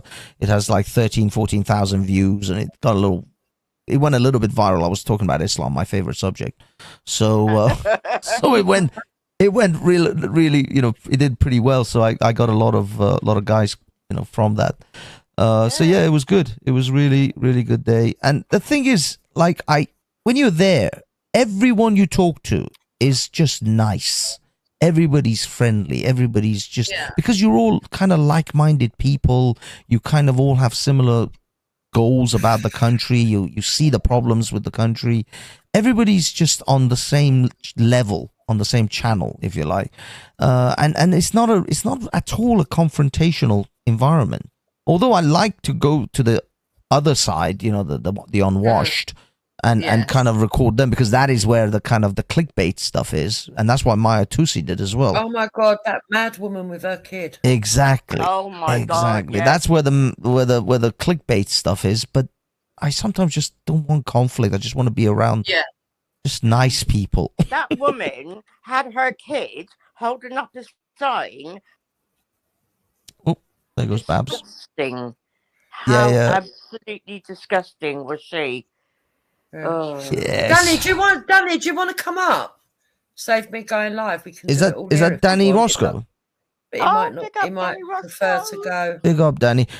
Danny, watch out, because Nick Knowles has named you as someone that they're going to come for. Well, that's what me and Danny were going to do a stream on and talk about later, and all the other stuff. But yeah, they have literally named him as one of the people they're going to come for. I can't get over that. Yeah. Because it was apparently he tweeted saying, anyone who's retweeted that Silence the documentary about the Jamal kid, anyone who's republished or retweeted that, they're going to come and start suing them. And they literally named Danny Roscoe. That's going to be me then, because I retweeted it. I retweeted it. today, I think. You're or all grassing yesterday. yourselves up. You're all going to be gone. Yeah. I But the think thing you're is, It'll be just me standing outside fucking Belmarsh protesting for you. You're the same. Well, I don't see how that's free breaking any laws. Boston, Who- Danny. But- Who's this Nick Knowles think he is on laws? yeah, but he's literally mentioned Danny by name though, so it's like the rest of the, because they can't come after. I don't know, that video has been viewed like 50 million times or something. Yeah, So they're not going to come after everyone, but they will come after some as like to make a point out of them.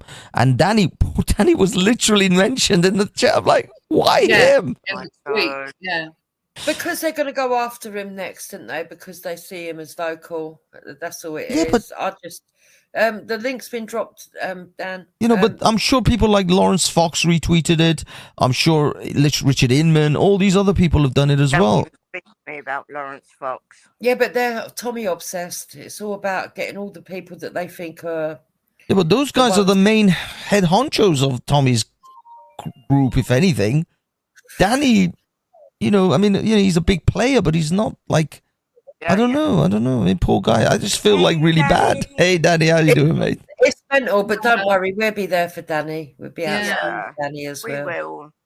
Is he? The fact of the matter is, look, they can't do everybody, can they, Banksy? And there's so many now that have actually put it out that, they're fucking themselves up. Yeah, I mean, this is the thing. Now they have to go after millions of people, not just a few people. And I don't know. I honestly don't know. But I just because poor Danny, he was there with a broken foot, with a broken ankle, and he still, you know, made the effort to come down. Soldier. That's what it is. Do you know what I mean? Yeah, I was well impressed, Danny. I was well impressed. I mean, with a broken leg, Big up dude. Danny for being there. If the weather was a little bit colder than it was, I probably wouldn't have shown up. You showed up you rocked up with a broken foot. I know. It wasn't in the best mood either. So, but yeah, I was there. So why do you think this Nick Knowles person tweeted that out today? Because it's a bit pathetic, isn't it? Really. He's a cuck to the system. He wants something to do, and obviously I've just become his target. I don't know. He said I'm not allowed to share it, and I've had so many messages saying I'm not allowed to share it, so I just shared it again, and I'm going to share it every single day until I get told Daddy, I love by it. someone to do it. But I don't see how there'd be in any legal standing to actually do anything to you, because you haven't been told that you can't share it formally. That's what I was thinking. What's the legal side of this?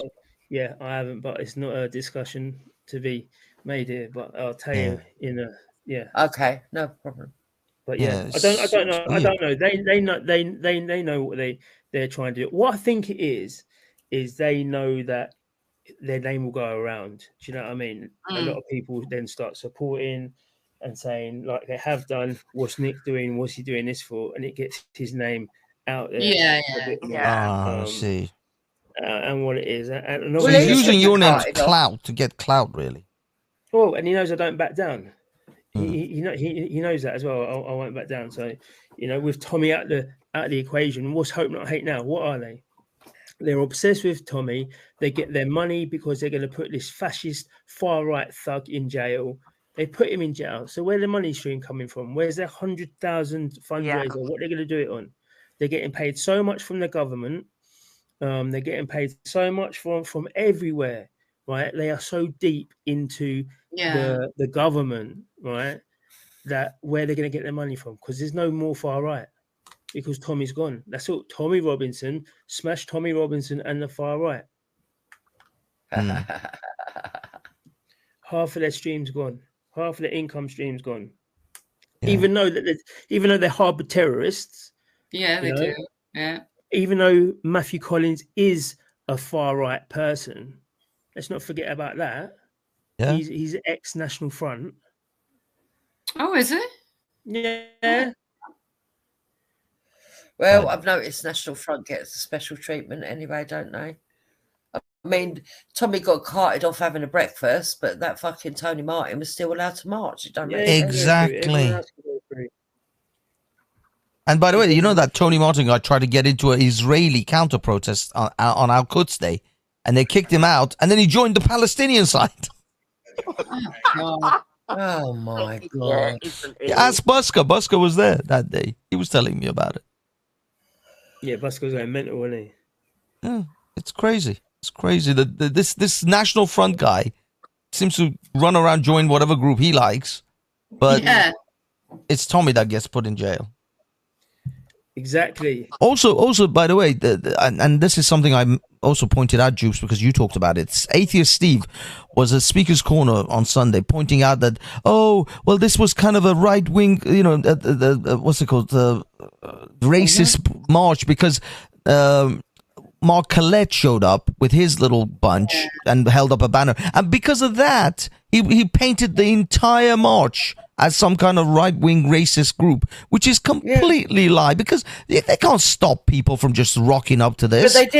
But they did, Banksy. Yeah, they did. They took him away later. But what I mean is, at the beginning of the day, he'd shown up, he'd done his little press thing, he'd done his little video recordings, and then everybody else made out as if this was a Mark Collette event. And it was nothing to do with Mark Collette and PA. They, in fact, kicked them out as soon as they found out who they were. Whilst Atheist Steve points out Mark Collette was at that event and he was somehow welcomed.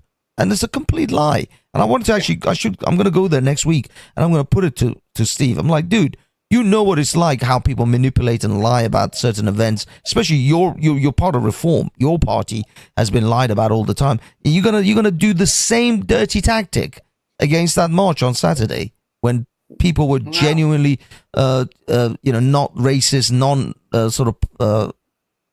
bigoted individuals. These were just working class family people. It's another sellout. Who else does that? Who else does that though? Who he said that he wasn't part of? Hope not hate. That's what I mean. He's using those kind of tactics. Hate not hope. Exactly. So he's using them tactics while saying that he's not there, whilst automatically being in Reform, and then suddenly they start vetting the candidates. How can Hope Not Hate vet the candidates then when Steve was in there and Steve saying that he wasn't part of Hope Not Hate? These dots all start connecting.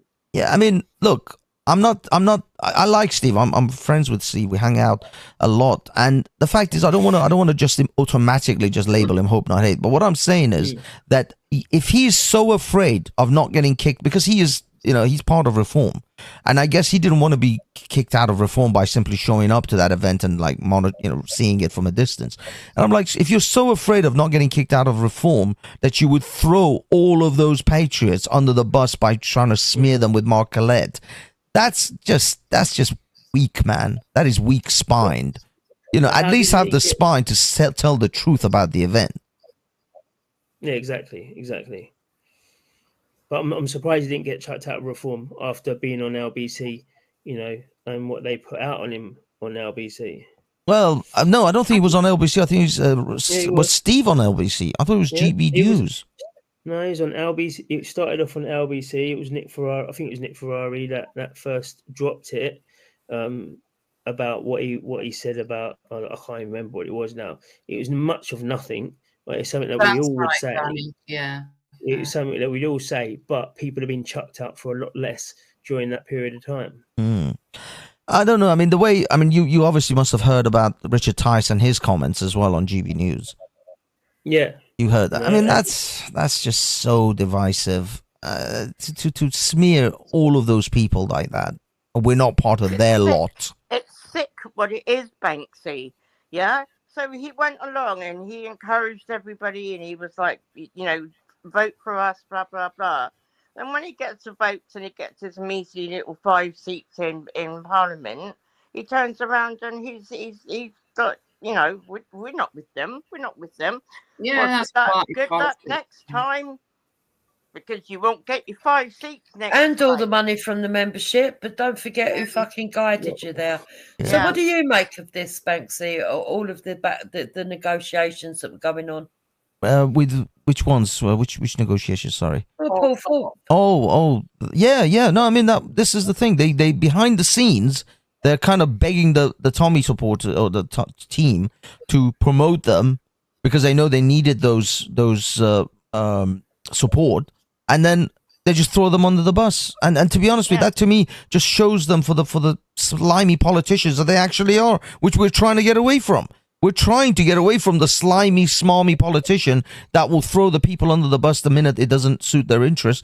And here we are yet again. Now, look, I said it to you, Dupes, the other day on your panel. I think Farage's tactics are, I would rather lose a few 100,000 Tommy supporters, but gain a few million English people in order to actually become a legitimate contender for the Conservatives. But the way they're doing it, the way they're going about it, is going to leave a bad taste. Especially that kind of comment that Tice made on GB News. That's going to leave a bad taste in everybody's mouth. You think that the left are going to smear you anyway. The left are going to still call you racist. It doesn't matter whether you distance yourself by if you put yourself on Mars in order to get away from Tommy Robinson, you're still going to be labeled as a right-wing, racist, fascist party. The left are never going to let up on that. So the left are never going to change their mind about it. And those in the middle, who you may or may not want to try to convince to come on your side and vote for you, are now they're not going to do it because they're going to see you as the kind of party that will throw your own supporters under the bus the second it doesn't suit you. Absolutely. But what do you think about Paul Thorpe being stupid enough to make an agreement without any kind of written sort of like... Well, I mean, people are trying to be... Oh, sorry, someone else is... I'm looping here. Can you hear me? Yeah, you got Oh, okay. It's just I can hear echoes. Yeah, we can hear echoes. Oh, you can hear as well. Oh, sorry, Babs. I think it's your phone. Me? Yeah. If you mute. Hang on. Hello? Okay, there you go. It's gone. Yeah, it was Babs. I'm sorry, Babs. I think something's happening with your phone. Okay, look, guys, I'm going to drop out and go in the chat. Okay? Right, Let me on, Wendy. Yes? All right. Night, everybody. Good night, Babs. Love you. Yeah, as I was saying, I mean, the thing is, a lot of this stuff is done on goodwill because there are genuine people who genuinely believe in the cause rather than trying to, underhanded tactics or do any of that. So maybe Paul thought to himself, they're just essentially putting their faith in the hands of these guys. In politicians? I know. A very well-known politician by the name of Nigel. Yeah, I know. exactly. Come on, how can you be that? I know. It seems a bit naive, but I don't know. Maybe they... I don't know. I don't know what took place, but it seems a bit naive of Paul Thorpe to just put his faith without getting any kind of solid evidence that this conversation took place and that they asked the Tommy, team to promote reform. But the way they're going about it now, and they're trying to so just in bad faith distance themselves from the Tommy's sort of crowd or the Tommy supporting crew. It's a bit nasty. I was kind of unaware that the likes of Tice and Farage, if you like, had anything to do with Tommy Robinson movement, if that's what you want to call it. Because I've always known there's been this, Farage has never been a fan of Tommy, and Tommy's never really been a fan of him. And then all of a sudden, I hear Tommy saying vote reform, and I think, oh. And then last night, it all made sense when Paul Thorpe announced he'd been in negotiations and then had gone and had a word with Tommy. I can't believe it. The arrogance of it. What you more need to do is to go back to the that time frame and see what was being said. And then you'd get an understanding of the full picture, I think. I don't think that this is never everything that's been happened has been Hello, done has never Cheeky been Chops. on a political Good evening, scale. sir. I hope everybody So in I my don't chat believe is that able to people hear me. be As you can see, I'm saying, kind of channel we're gonna have hopping direct tonight, contact so I'm not going to be with paying a Tommy, lot of but attention he's to gone individuals in the outside chats. or I'm reaching just going to out be to certain bouncing people from and saying, look, live stream to live stream, whatever the deal is, having some then, conversations. Hopefully, it'll be that's gonna some of it away from interesting for you Tommy guys. and what Tommy's doing. That's But my literally biggest it. concern of this is when they still push reform. So They I know what hope you guys conversations they had. enjoy They know how much that the Richard combos. Tice or Nigel Farage or whoever it is hasn't done their side of a bargain, when it would look like Tommy has not done a bargain, but said, look, vote reform. Yeah. In the future, they're probably the party for us, right? Knowing that reform have said in the future, we're going to try and get United Kingdom people all together, so we're all pushing the same direction, which is what all political parties do. Ladies and It's gentlemen, lobbying. please always remember. It's what the unions do. It's what everyone does. So it's not Hello, nothing this is Kamala nefarious Harris. on Like that. you all to know that the Banksy Style Oh, Live yeah, I've channel got is a nothing great channel. against I really like networking, you but all I to do subscribe to this concern is channel. I now fucking love this why guy. the same If I could have his people children, I are still absolutely backing would. reform. I Well, absolutely because love this apparently fucking there's guy. this god called Ben Habib. Ben Habib as well. I don't know anything about him, to be quite honest. Yeah, Ben Habib on today as well. Yes. On the show. So I don't know. I keep myself. Listen, before Nick Knowles decided to bring me into it, I've kept myself to myself. I've broken my you leg, do. so I just do my thing. I'm Danny Unfiltered. I just do whatever I want to do. So I don't know about these ins and outs and what people have been doing or whatnot. But Yeah, when I'm looking into it, I'm thinking, well, if you know what deal hasn't been done, and you know that they're dishonest, then why would you still be pushing them? Mm. It's you've got June Slater, you've got Ben Habib, you've got Paul Falk, you've got these people, and if you look at them, they're the same age bracket, they're the same type of person, they've had the same probably the same privileges or the same luxuries because they've lived in a life that they've been able to buy the house, they've been able to stay 30-40 years in a job, they've been able to do all these types of stuff, and they're all kind of on the same type of level, and they all kind of pushing the same party, which to me shows that it's a generational thing. Reform The only one that isn't for me would be UKIP. Yeah, that's right. Richard Inman, he's all for UKIP, isn't he? He's the only one not pushing reform. I don't. I think he's on. But I think he's joined. He said that he joined UKIP. He's on the CCJ or something now, whatever that is. NEC. I'm not sure about that. Is he? Yeah, he said last night. Yeah. Is he? Yeah, of UKIP. Yeah. Let me have a look at this. Oh, I don't know. He might be then. Yeah. So I don't know. I got asked to speak at the conference, so I'm not even in. People can say, "Oh, Danny, you spoke at the UKIP conference and such and such. You're going to be, I'm not in any NEC. I'm not in anything like that. I'm pushing UKIP because I believe in it. I generally do, and I spoke at the conference because I generally, believe that it's the way forward. But all the NECs and all that. Who's the leader of UKIP these days? It's Nick Tenconi. Oh, right. I quite like what he says, but some people are telling me no, he's quite far right. But when I've listened to him, I agree with him. Yeah. He was part of Turning Point, wasn't he, before? He's Turning Point. He's got his fingers around a few things. It's all similar. It's all similar stuff that branches out into different areas. But yeah, he's the CEO of Turning Point as well, I believe. But he's one of the people that you need to not get to know him, but you need to listen and listen and listen. And then you can actually see the message rather than seeing something else. Because I was the same. I was the same when I heard him certain things. I was like, it's a bit off. Then other things is like, yeah, I'm bang on it with that.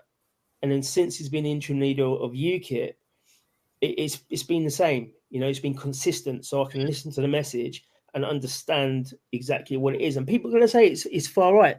100%. People are going to say, listen, you can't. Nigel Farage said it. We can't mass deport people. We can't mass deport 5 million criminals or illegals. Well, hang on a minute. If you're the leader of the country and you're prepared to do that, then who's going to stop you? Yeah, exactly. By the way, that is kind of it's kind of nonsense. The reason he's saying that is because he knows that the leftist lawyers are going to have a field day with every one of these. Look at the nonsense that they did with Shamima Bingham, trying to get her back, get her back in the country. That they know that these lawyers will bankrupt the country literally through litigation and through law and through the international human or the European Court of Human Rights before the International Court of Human Rights. They're just going to drag it on. So imagine Shamima Bingham times 5 million. It's going to be insane. It wouldn't be like that. There must be ways of getting around it, though. That's the thing.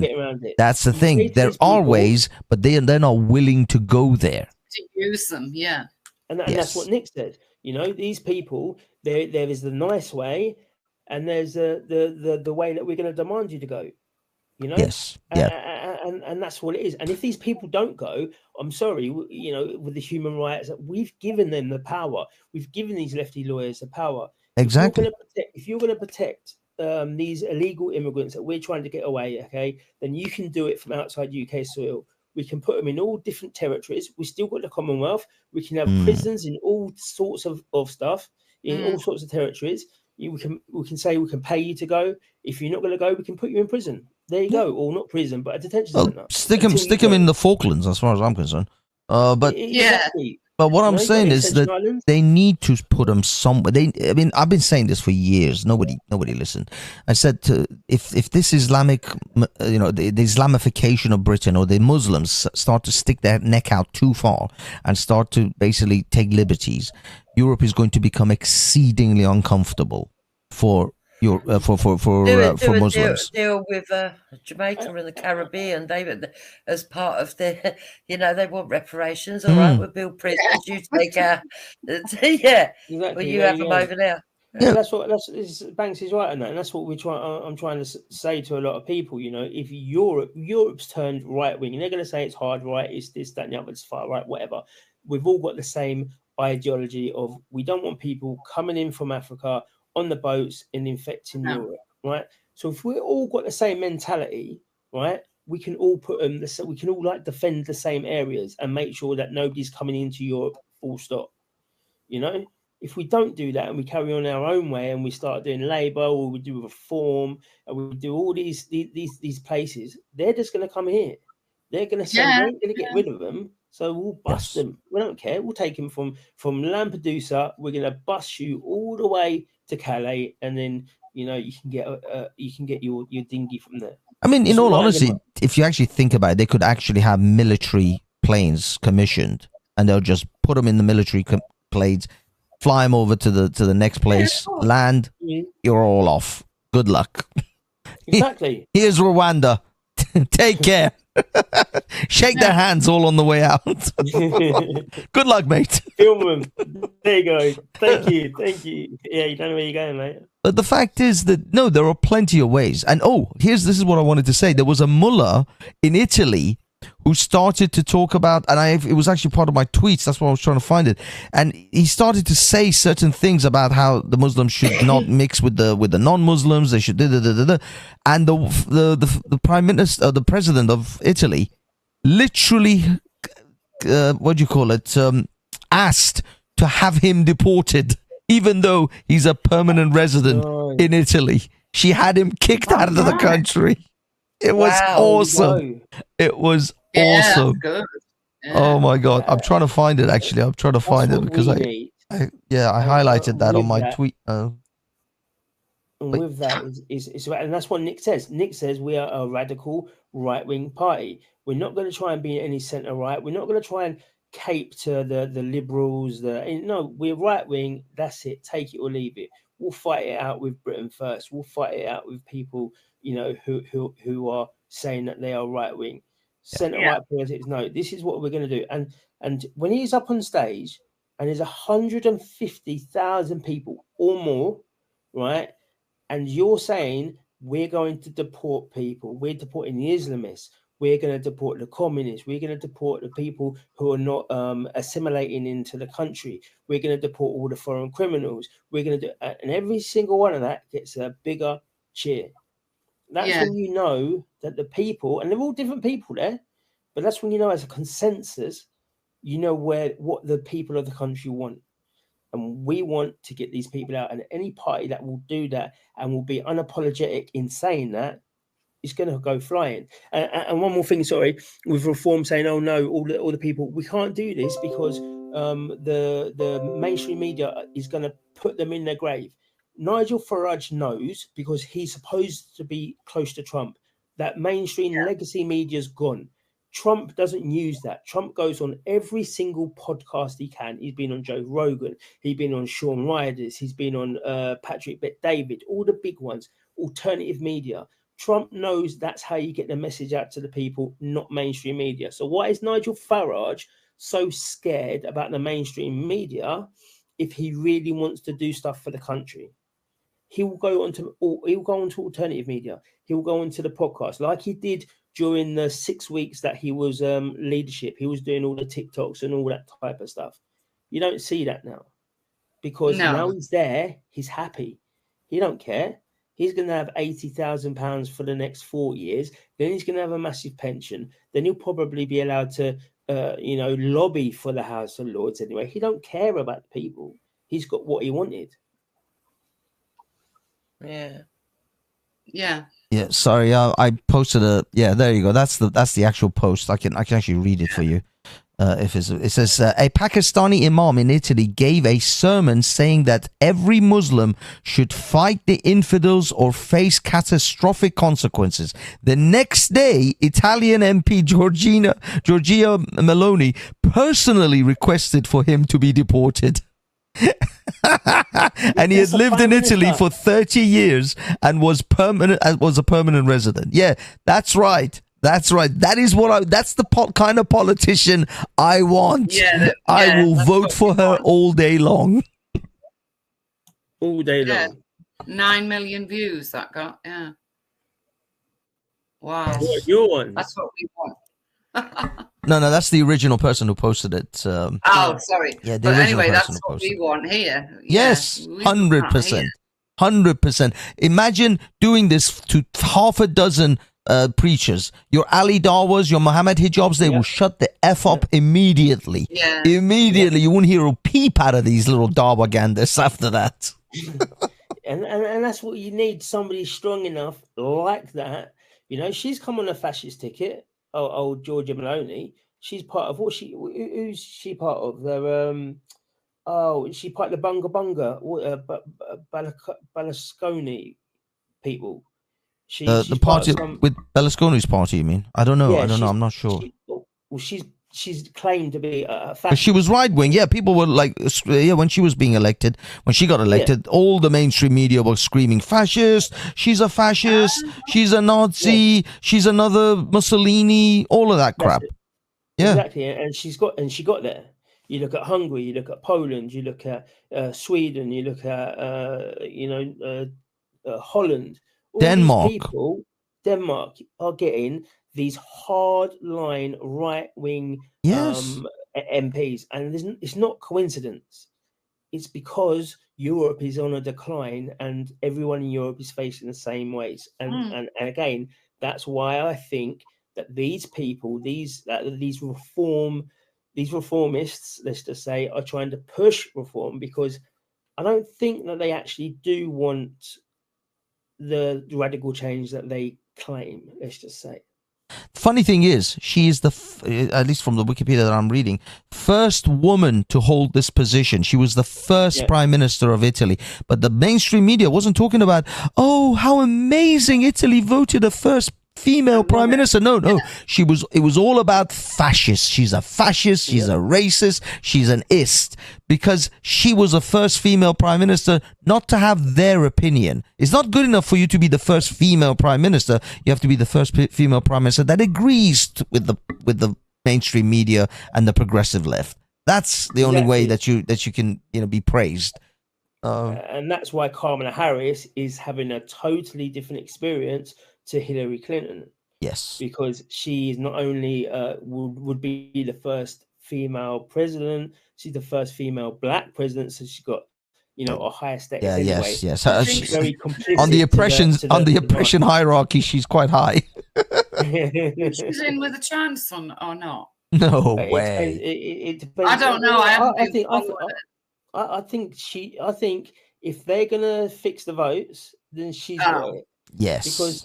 Because what they're doing now, you got to remember this, okay? There's not many states in America that you need ID, okay? Most of the states that you don't need a voter ID for are migrant states. So I wouldn't put it past these people to start pushing the ballots, the paper ballots. We've got Obama already. He said, I've done mine. Why would President Obama go over a paper ballot, a mail-in ballot, then going into the booth? You know, why is he pushing that? Yeah, they're pushing that yeah. because they know they've got millions and millions of immigrants that are getting registered to vote for Kamala Harris. So I think she has as much chance as anyone else because she's got the paper votes. And this is why they said that they wanted mandatory all over. They wanted voter ID because they didn't want this sort of stuff to happen. Yeah, no, you're right. You're right. And I mean, I don't think she would win if it was a fair election. But if they're going to do their efferys, as others would say, yes, then there's no knowing, there's no telling. But you're right. If it was a fair election, because from what I can see from it's not necessarily. See, the thing is, Trump doesn't have to win the whole country. In fact, in 2016, he lost essentially what they call the popular vote, which is the people's vote. But that's because that's not how America works. America, if the popular vote was the way to win elections in America, the only states that would dictate every election would be the New York State and California, because they're the biggest states and they have the most amount of people. So they would literally dominate all the others. But that's not how America works, because the founding people of America realized this and said, no, we want every state to have a fair say in their elections. So the smaller states, who has only a few thousand people, or maybe a 30,000 people, can still compete or be on the same equal footing as California and New York. So they created the Electoral College for those purposes. And that's why Trump doesn't have to win the popular vote. He has to win the Electoral College in all the swing states, which are the states which are like, they can go either way in every election. That's it. Once he wins those, it's all done. It's a done deal.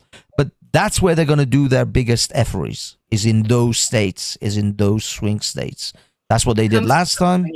You can't trust the bloody ballot box anymore. Well, they've got the voting machines. They've got those vote. There were literally, I saw videos on Twitter, but people were saying, I voted something on the machine, but when I got my printed result, it said something else. It was different from what I pressed on the screen. There were people coming out saying that.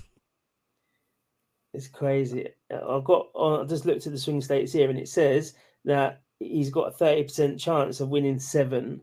Trump has, and Kamala's can win 5. So that's still very close. Yeah. That's what they're saying is close. It's because of those swing states. They're not saying it's close because of the whole country, because overall Trump is crushing her. 8 states. But it's those swing states. Those are the states that literally dictate almost every election now, is these swing states. And what the Democrats are doing is they're flooding those states with immigrants, which will eventually, even if they can't vote now, they'll be able to vote in the future because they'll make them all citizens. And then those states will flip to no longer be a swing state, but a Democratic state. And if they can flip, let's say 3 out of the 7, they pretty much can win every election from that point onwards. Exactly. And that's the same in the UK, is when they're saying that Labour kicked out more people than the Tories. Yes, they kicked out more immigrants than anyone else because of the illegals, because they wanted them all to be legal here so they could get them to vote for them. Illegals were no good for them, So, Tony Blair is kicking out a lot of the illegals because he wants them to come here. He allowed millions and millions of legal ones to come in and vote for Labour. It's horrible the way elections go and the way that they manipulate it. And we think it's a free vote. And it's never a free vote because of all these things that happen. Well, in Britain, with the first past the post system that we have, it's a rigged system like crazy. The only true free elections, and this is why I was surprised when I talked to a lot of my ethnic, if you like, friends, a lot of black friends and stuff.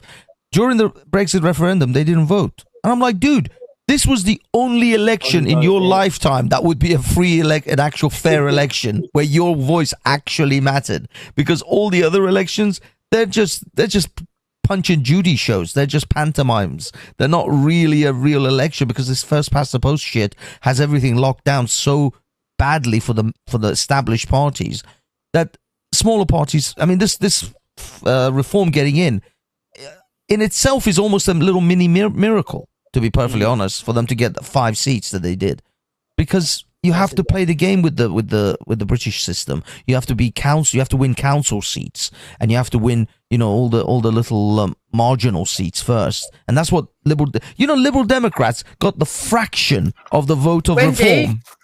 Yeah, I've seen it too. Okay. Yeah. Sorry, guys. What No, happened? carry on. Does it carry on? Thanks. Well, yeah, so Liberal Democrats got a fraction of the votes that Reform actually got in actual votes. But they have, I don't know how many seats did they get, like 30, 40 seats? They got far more seats than the Reform Party did because of the system, because the system is rigged. It's not really a fair election. The only truly fair elections in this country are referendums. They're the only things that are actually relatively fair, that your vote matters. The rest, you have to play the games. Hey, the man himself. Yeah, what's going on? Good evening, all. Big up, Welsh. Hello, Welshie. You looked very dapper the other day.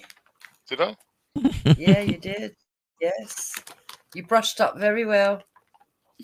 Oh, I'm a bit panicking. I gave an interview to that huge YouTuber.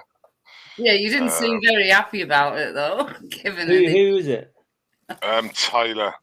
Yeah, the one who recorded that mother with her daughter screaming F Nazis and all that. He was the one. Yeah. He's the one who's doing like a documentary or something on Tommy Robinson. And he's got 7 million subs. Has he? Damn. And I walked up to him because he done the one on Poland with Dominic Trwowski. Yeah. The Zero guy. Yeah. And he spent 2 days with that Dominic Trwowski. He took him all around the country, all along the border wall. But I said to him, "Oh yeah, I've seen your content. It's really good, mate. I've done some crash watching and all that." He's like, "Yeah," and he literally just put the mic in front of me, and I was like, "Oh fuck." Because it's hard sometimes. It's much easier to be on the other side. Yeah, I talked to him as well.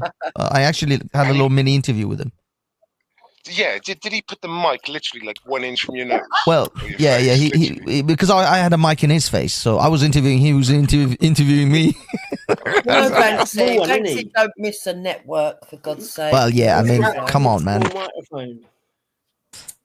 You gotta talk to everyone. But the thing was, I wanted to talk to him actually because I wanted to see how he's getting on with his research and how he finds England and stuff. And then he started talking to me, and then he put his camera in my face, and I was like, oh shit. This might go. If you haven't watched his Poland video, I highly recommend you watch it. Yeah, I've seen that one. That was brilliant. They went to the border, and in fact, the guards were telling them, "Don't get too close because people get shot at this range, and people are being killed and stuff." So they warned them off getting too close to the border. I couldn't believe how much time that Dominic Trwowski gave him. He literally gave him like a weekend or something because they went across like two ends of the country, 2 sides of the border wall. What's that? I want to go through this wall. I break through the wall. They had lunches together. They had nights out together. That's pretty fucking exclusive, I'd suggest. I just posted the link for you guys, Jupiter and Wendy. If you haven't seen it, this is the chap. His name is Tyler Oliveira. And yeah, he's got 6.9 million subs. The guy's a pretty heavy hitter. Yeah, he gets like 2 million a video. Yeah, he's a heavy hitter. On YouTube, he's a heavy hitter for sure. I know this is what it is. How these people? It's just fucking mental, isn't it? But it's mental how you meet these guys. You see, like in the old days, celebrities were like almost like godlike. They were on a pedestal. You'd never be able to reach Angelina Jolie or Brad Pitt because they were always in places where you would never be able to get to. But today's celebrities, I mean, like this guy, he's like a normal guy. He was just walking around in the streets, and I was just chatting to him, and he's got 6 million followers. Talking about Angelina Jolie, she's meant to be shagging that Arcala now, isn't she? That bloke. I think so. I think I saw something. Tyler. Karma Podcast has gifted 10 memberships. Thank you, Karma Podcast. Well, his last video had 1.6. The one before that was 2.1. The Polish one was 7. The next one, the other one was 1.8. Then it's 2.8. Then it's 3.3. Then it's 3.7 million. This is Matt. I'm 2.9 going million. down. I'm going down, and even the 4.6 smaller ones is 7 million. 1 year ago, Wow. 2.8 million. Do you know what I mean? Yeah, it's good. Like every video is either 1.8 and above, and I've just labelled like 10 in a row, and it's going up to 7 million. That's the last 10 videos he's done. But he does do really good videos, really in depth. I mean, he got that degenerate and that poor child over the over the misfit side, and that's pretty exclusive. Like that's viral footage. That's gone massively viral. Yeah, that's gone everywhere. I see it on Twitter. Loads of big YouTubers and Twitch, people that have got accounts. And it'll reappear. It's like one of those viral things. It'll reappear every 6 to 9 months. Some people will think it's new. Yeah, but it's like he's used to that type of stuff in America, like these type of deranged people and children. So when he walked up to her, it was kind of casual. Do you know what I mean? Yeah. If we gone up to her, we'd be like, "Fucking, what are you doing to your children?" Yeah, we're disgusted. I was just talking to her normally, and she's like thinking, "Oh, he's one of us, probably. I don't know," and was giving a candid interview, and that's I think what did it. She's being so honest about how racist she's teaching her child to be against English people. Yeah. I think the pair of them had something wrong with them, though. I think it was inherited. I think it was in the genes. Yeah, I mean, the poor kid though, he didn't have a great start in life, does he? No. I think someone like that Tyler guy though, he doesn't. I'd suggest he mostly goes in quite quiet and he mostly grabbed those little, because he did get found out at one point. Whatever his political opinion is, they just said no, and they started attacking him, didn't they? Yeah, I saw that as well. He wanted me to go. He actually mentioned it. He says, "Should we both go?" And I said, "Yeah, but I want to record the main stage stuff," which, to be honest, I think was a mistake. I should have followed him and gone to the unwashed side and got the clickbaits, because his videos have gone viral. Mine, nobody gives a shit. This is the thing. I don't know how you talk to them lot though. Those other lot, those lefty unwashed people, because they can't seem to have a conversation about anything. No, they're not really out for conversation. So that's what I wanted to do, but I needed a cameraman to do it, because I was going to just go up to them, walk up to them, and join their crew. And then when the police obviously will say you've got to go, then they'll have to come and arrest me. And then that's great footage to say, these people have got this black guy who is anti-racist and anti-fascist, so he should be there, but he supports Tommy Robinson and he's a nationalist, but he's still anti-racist. Yeah, the press would avoid the story completely. Yeah, mainstream would, but it will go viral online. It will still go viral. Yeah, it'll go viral online, but we're only affecting the select, aren't we? The reality is legacy will just turn it back to that. They'll just completely just go, dude, who cares? We don't need legacy. Exactly. Legacy media is dying anyway. We are the media. Yeah, Danny, one thing before I forget. If you do ever need a camera guy, I'm your guy. Just call me. I'm there. Because I love this crap anyway, and I need someone. I need a motivator. I need Mr. Motivator. I need a camera. That's it. I agree, but there's a vast majority of the public that's still stuck with the two news channels, ITV and BBC, and they're not going to change from it. And I do agree. Mainstream media is definitely got terminal cancer. Right? It's never going to be what it was 10 years ago. It's not what it was 5 years ago, and it's not what it is today. And it's just going to get worse. But there's going to be still quite a lot of the population that will believe what the BBC tell them. Yeah, of course there is. Yeah. As it is. They're not really our people, though, are they? I'm going to try and get the stats now. But to break it, you need to break that as well. I mean, it is being broken. People are waking up, and even if they go to GB News, they're sort of on the cusp of going further and actually but we still a long way to go because people are stuck in their ways. If they've watched BBC or legacy media for 50 years, that's all they fucking know. But are they the ones that are going to be wanting the change, or is it the children who are just about to start university? The 23-year-olds up to like 42. They're kind of the people that we need to get on to. But we need all the age groups. You need all the age groups, and like I say, yeah, okay. The youngsters are fighting back against the ideology of the degeneracy that's being pushed throughout the schools and stuff. They're pulling back now, and they're not having it. And that Overton window's definitely moved now, because, like, for the drag time people, you see in America now, you've got Armenian Muslims and Christians, American Christians, are on the same side against the degenerates. Oh my God! Yes, that's quite. It's very good though. It's quite good actually, because you've got quite pious sort of Christians, and you've got Muslims actually on the same side against the degenerate story time stuff. Well, yeah, because Islam and Muslims are actually conservatives. That's the thing that most people don't seem to realize. Okay, yeah, we don't. I'm not for Islam in this political sense and the way it's dominating Britain or getting there. But when it comes to actual conservative values, yeah, Islam. This is what the degenerates, all these lefties who go to these pro-Palestinian supports and queers for Palestine. What they don't actually realize, if Islam actually got in charge around here, they would literally line every one of these people up and kill them.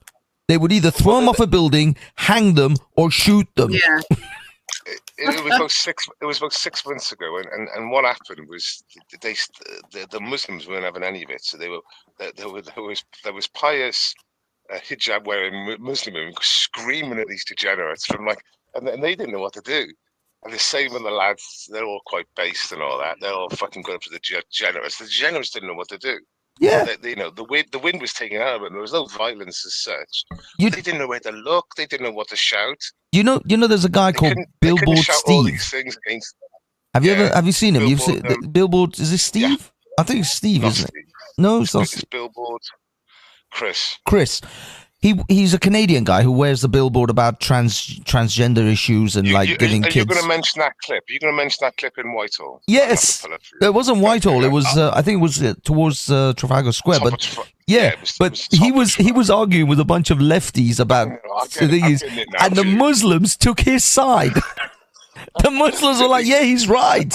We shouldn't be transitioning kids. This is haram." They were women as well. They were women. The leftists just literally froze. They didn't know what to say. They were like, shit. Yeah, they were like westernized Muslim women. And they were speaking to this guy. He had nail varnish on it, like the old Antifa blacked up. And she was like, yeah, we're not up for that. Yeah. So they walked off. They literally didn't know what to do. Yeah, because the thing is, that's when they have basically a brain crash. Their software just freezes because they're now having to argue trans rights with an immigrant or potentially a brown person that's a Muslim, which is kind of on the hierarchy of the oppression, the oppression Olympics. So they essentially have a blue screen crash. Their brain just goes dung, and they don't know what to do, because how are they supposed to now hate on someone that previously, a minute ago, they were on their side? They were the ones screaming from the river to the sea with them 2 minutes ago. Now, on the trans issue, they're screwed. This is what I mean. It's an instant, just brain crash from these lefties. What they don't realize, these left progressive types, is that Islam is not on their side, or Muslims are not on their side. They're only just now in this environment, in this sort of Western setting. You guys are strange allies. But the minute the Muslims get the upper hand, you are the first to be slaughtered.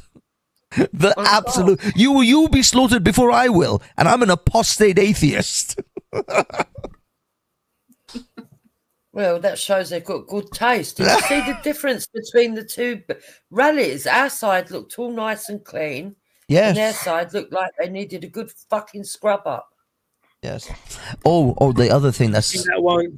Did you see the one with the crowds where our crowd was full of the Union Jacks and all the flags of the country, and their crowd was full of trans flags and smash the fascists, and there's not one single UK flag there. Yeah, That's of the big course. difference as well, and that's what people are seeing. People are watching two sides of Whitehall. One was full of degeneracy. One was full of patriotism. Not degenerate people. There's going to be a few scumbags in there and a few, horrible-looking people, but not as bad as that side. And they're looking at the two sides and saying, "Oh, hang on a minute." This side with the anti-fascists who were walking around with fucking XL bully dogs and kicking the fucking police and all that, versus these people singing Christian songs. Come on. Yeah, I mean it's incredible. The thing, what was it? There was the Socialist Workers' Party. They always have their little tents or whatever, their little sort of things up with their tables. The irony. Oh, you found that clip? Fantastic. But the irony is that every time I go to these marches, the Palestinian marches, and these socialist workers' tents are up, they're selling books and they accept all credit cards. I'm like, do you guys not even notice your own hypocrisy here? Capitalism seems to work really well for you socialists. Mental. The irony doesn't even faze them. It's like they're not even phased. I'm like, I literally went up to one of them and said, "Oh, so these books are all for sale?" Because yeah. You accept credit card? Yeah, we accept all credit cards. I'm like, you realize what you're saying? Fucking hell, man. It's awesome. The socialists, the socialists who use capitalist systems to promote their socialist values. Just gotta love that. And there's the one thing that I do regret. If I knew better, and sometimes I really hate myself for this. Literally on the 8th of October, or maybe the 9th of October 2023, I should have started investing in companies that produce cafes. That market is now booming. I mean, the cafe market is just a booming fucking market. I mean, I should have started selling the damn thing. I should have just literally ordered like 1 million of them. Million in rainbow flags and just rainbow flags, cafes. In fact, rainbow cafes.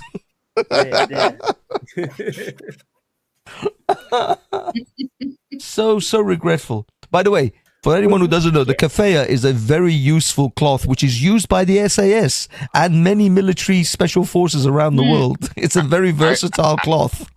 And your granny protects her bakery with it generally, in this, just to keep the flies off and stuff. Yeah, it's not a Palestinian exclusive thing. It's actually a genuinely a universally useful piece of kit that most people, like SAS and those types of soldiers would have. I've sent that clip on WhatsApp for you. Can we just send it? Oh no! Send it to Jupiter, Wendy. This is Wendy's stream we're on. I can't show this. Oh right, we'll put it in the side chat. Put it in the stream yard.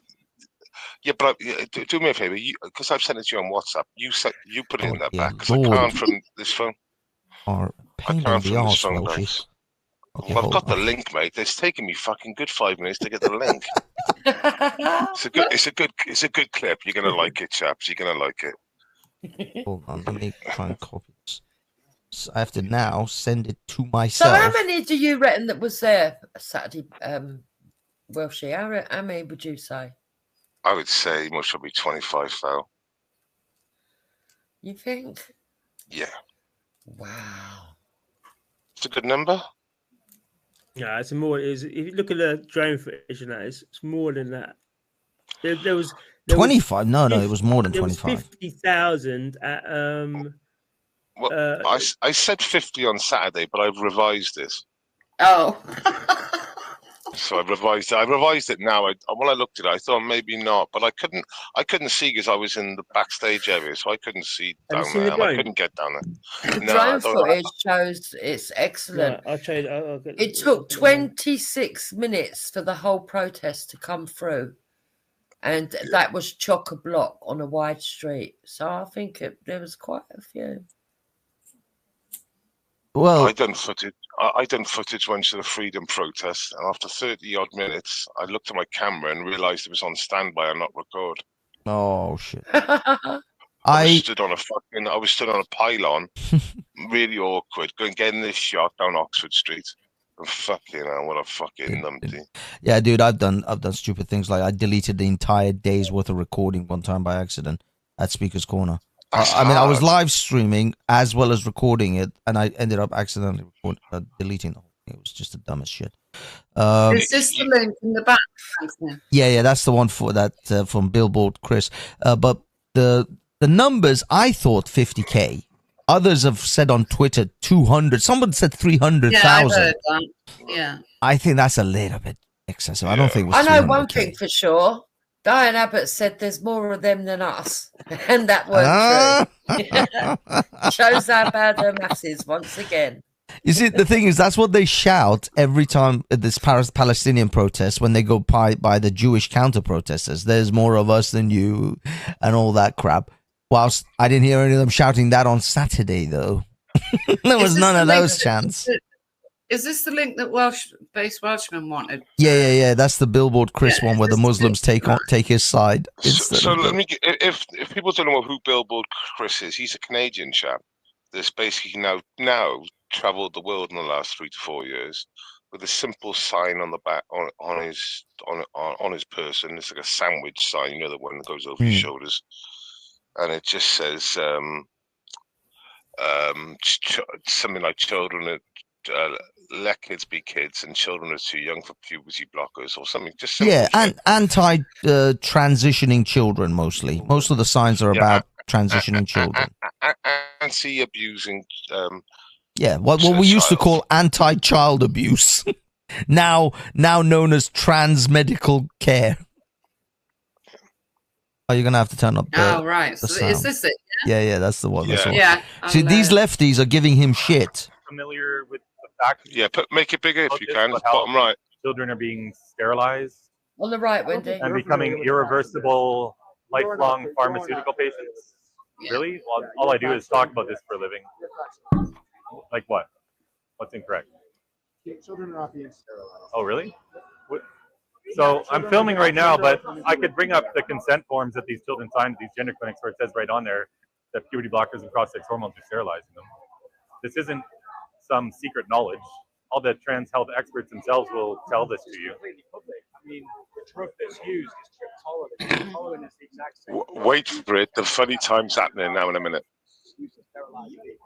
Back in the 70s and onwards. It was originally developed to treat cancer, breast or prostate. I have a question for you. Why do you feel the need to intimidate? Oh, I was just walking by and you called me an effing fascist, so I thought you might like to have a conversation. So again, what is fascist about trying to protect children from irreversible harm? That's you're actually causing children to commit suicide with what you are propagating. So this is what I hear every time I talk to some mass trans activists like yourself. The only thing they can ever say is that kids are going to kill themselves if we don't mutilate and sterilize them.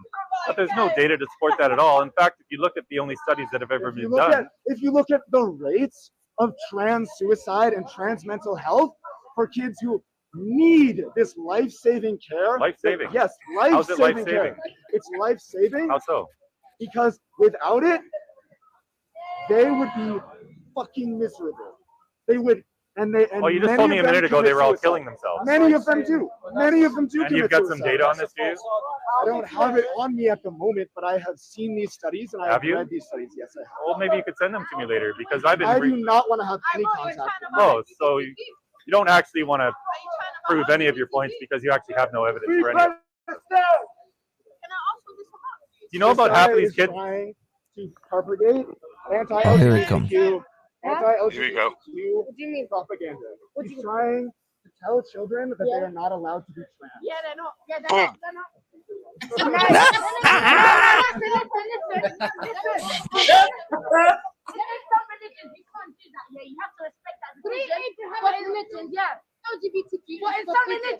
Oh, that flipped so quickly. You can't do that. You don't agree with your thing.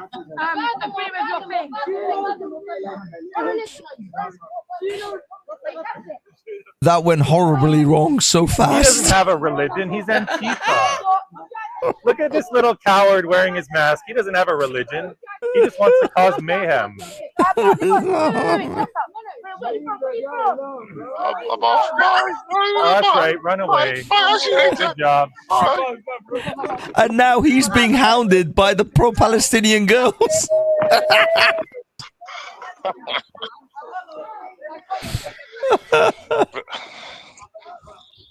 Oh wow, that went wrong for them, didn't it? Oh my, yeah. He said, look what it is. He said he's spewing like bad rhetoric about the LGB4+ community, and he go, yeah, and what now? It's like game over. Yeah, they were not expecting that. This is what I'm saying. These idiots on the LGBT side, they don't know who their they don't know who their bedfellows are. They are allying themselves with the wrong people. They have no idea that these guys, if they ever get into power, if they have any kind of leverage over them, they will execute every one of you. And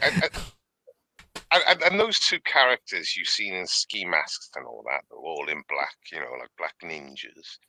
Now, when you see those two characters walking on the road, I wouldn't think they're going to mug me. I would think, you're soy boy Antifa.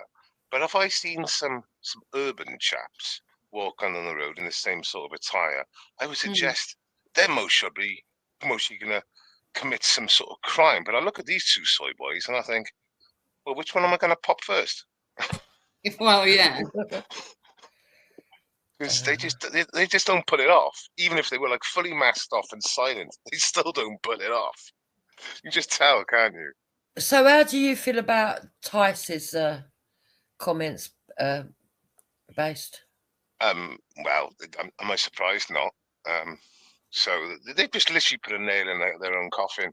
And what I feared has happened is there doesn't seem to be any movement at all from the party or Farage.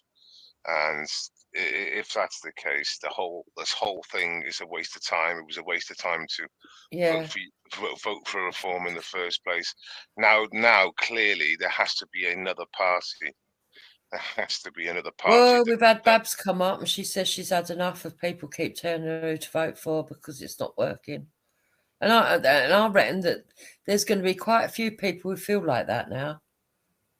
Because they keep getting it wrong. People keep getting it wrong. Throughout Europe, there's parties coming up from nowhere. They're 5-8 years in. All of a sudden, they're 20-30% of the percentage of, and then you're getting all the globalists trying their fucking hardest to keep them out of power. Yeah, I think we need to have a party that comes out of the people themselves. Pick some good candidates, put them up as independents now. I think I know that's been tried in the past, but I just think it was the wrong people trying it in the past. I think give it a little bit longer, just a little bit longer, and then start getting some people Reform's a waste of time. Reform's shown their colours. It's a waste of time. Make your own party up and try. I mean, anyone that votes for reform from this day on, right, is basically like voting for the Conservative Party for the last two general directions. Just literally hoping on the promises, hoping they're going to act.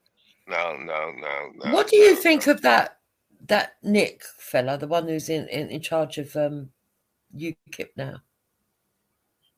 I don't know much about him. I literally heard about 10 seconds of his speech, which I plan to watch. But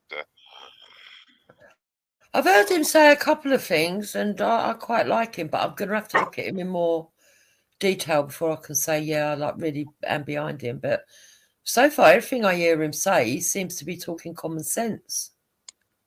Yeah. Well, I tell you what, I didn't, and this is for Danny. What I didn't hear common sense was Maya Tusi's live stream on the Friday nights from the pub. All right. Yeah, what happened? Well, they started talking So the one was Maya Tusi, the other one was that Thorpe. Yeah, go on, sorry. Yeah, cheers. And I can't remember who else was there. I think it was either Danny or Dan from Voice of Wales, or I think it might have been them.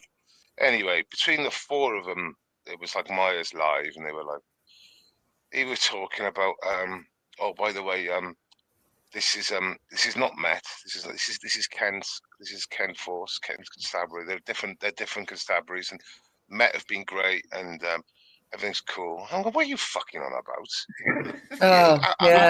How long does your memory go back? Does it go back like a fortnight and that's it? And then I heard it again about 10 minutes later with Thorpe. And I was like, what the fuck are you lot talking about? 6 months ago, 9 months ago, 12 months ago, we were talking about 35s. Now I know all about 35s from 2018 in Manchester. So I'm not being funny. I knew at the time that what they were doing. Hopefully, Tommy, if he'd have stayed in the premises, they couldn't have done anything about it. I would have been For those on my live stream, thank you for still being here. I'm going to keep putting occasional comedy bits 2 weeks or out. 8 weeks or something. It's not 8 Oh my months. god, it's It's up not as 12. 18 months. I got to end Ain't this it Met Police that have just put him away? Well, I'm not even 100%, but who's actually put them away? But they're all the same. And to turn around and say one's good, one bad, and like 6 months later, the other one was bad, and it's like they're good now. And it's like, what are you on about? This is fucking stupid talk. Yeah, but this is, I think this is because of Starmer's policy. Now you got to remember, these people, went off during the so-called riots, and I think it's just a way to try to appease to that. But you're right. We can't be saying please and thank yous to people who 6 months ago, 7 months ago, St. George's parade, right? They were kettling us, they were beating us, they were the same old Met Police. It was the same people, it was the same liaison officer, right? But now he's good. And when you get two ideologies that are that different, Sorry guys, let Paul me and them are readjust this. centre right. They've probably got these slight right wing policies, but they'll be firmly centre right. So they want to, be friendly to all these people, but the police ain't going to be friendly to you, and you can be as friendly as you like to them. It's going to come a time when they're going to turn and say, well, no, actually, this is what we're going to be doing. So yeah, I'm with you on that. I wasn't a fan of We've got to be polite. We've got to be polite. If they don't treat us with disrespect, we can say on that occasion you've done yourself a good job. You did yourself a good job.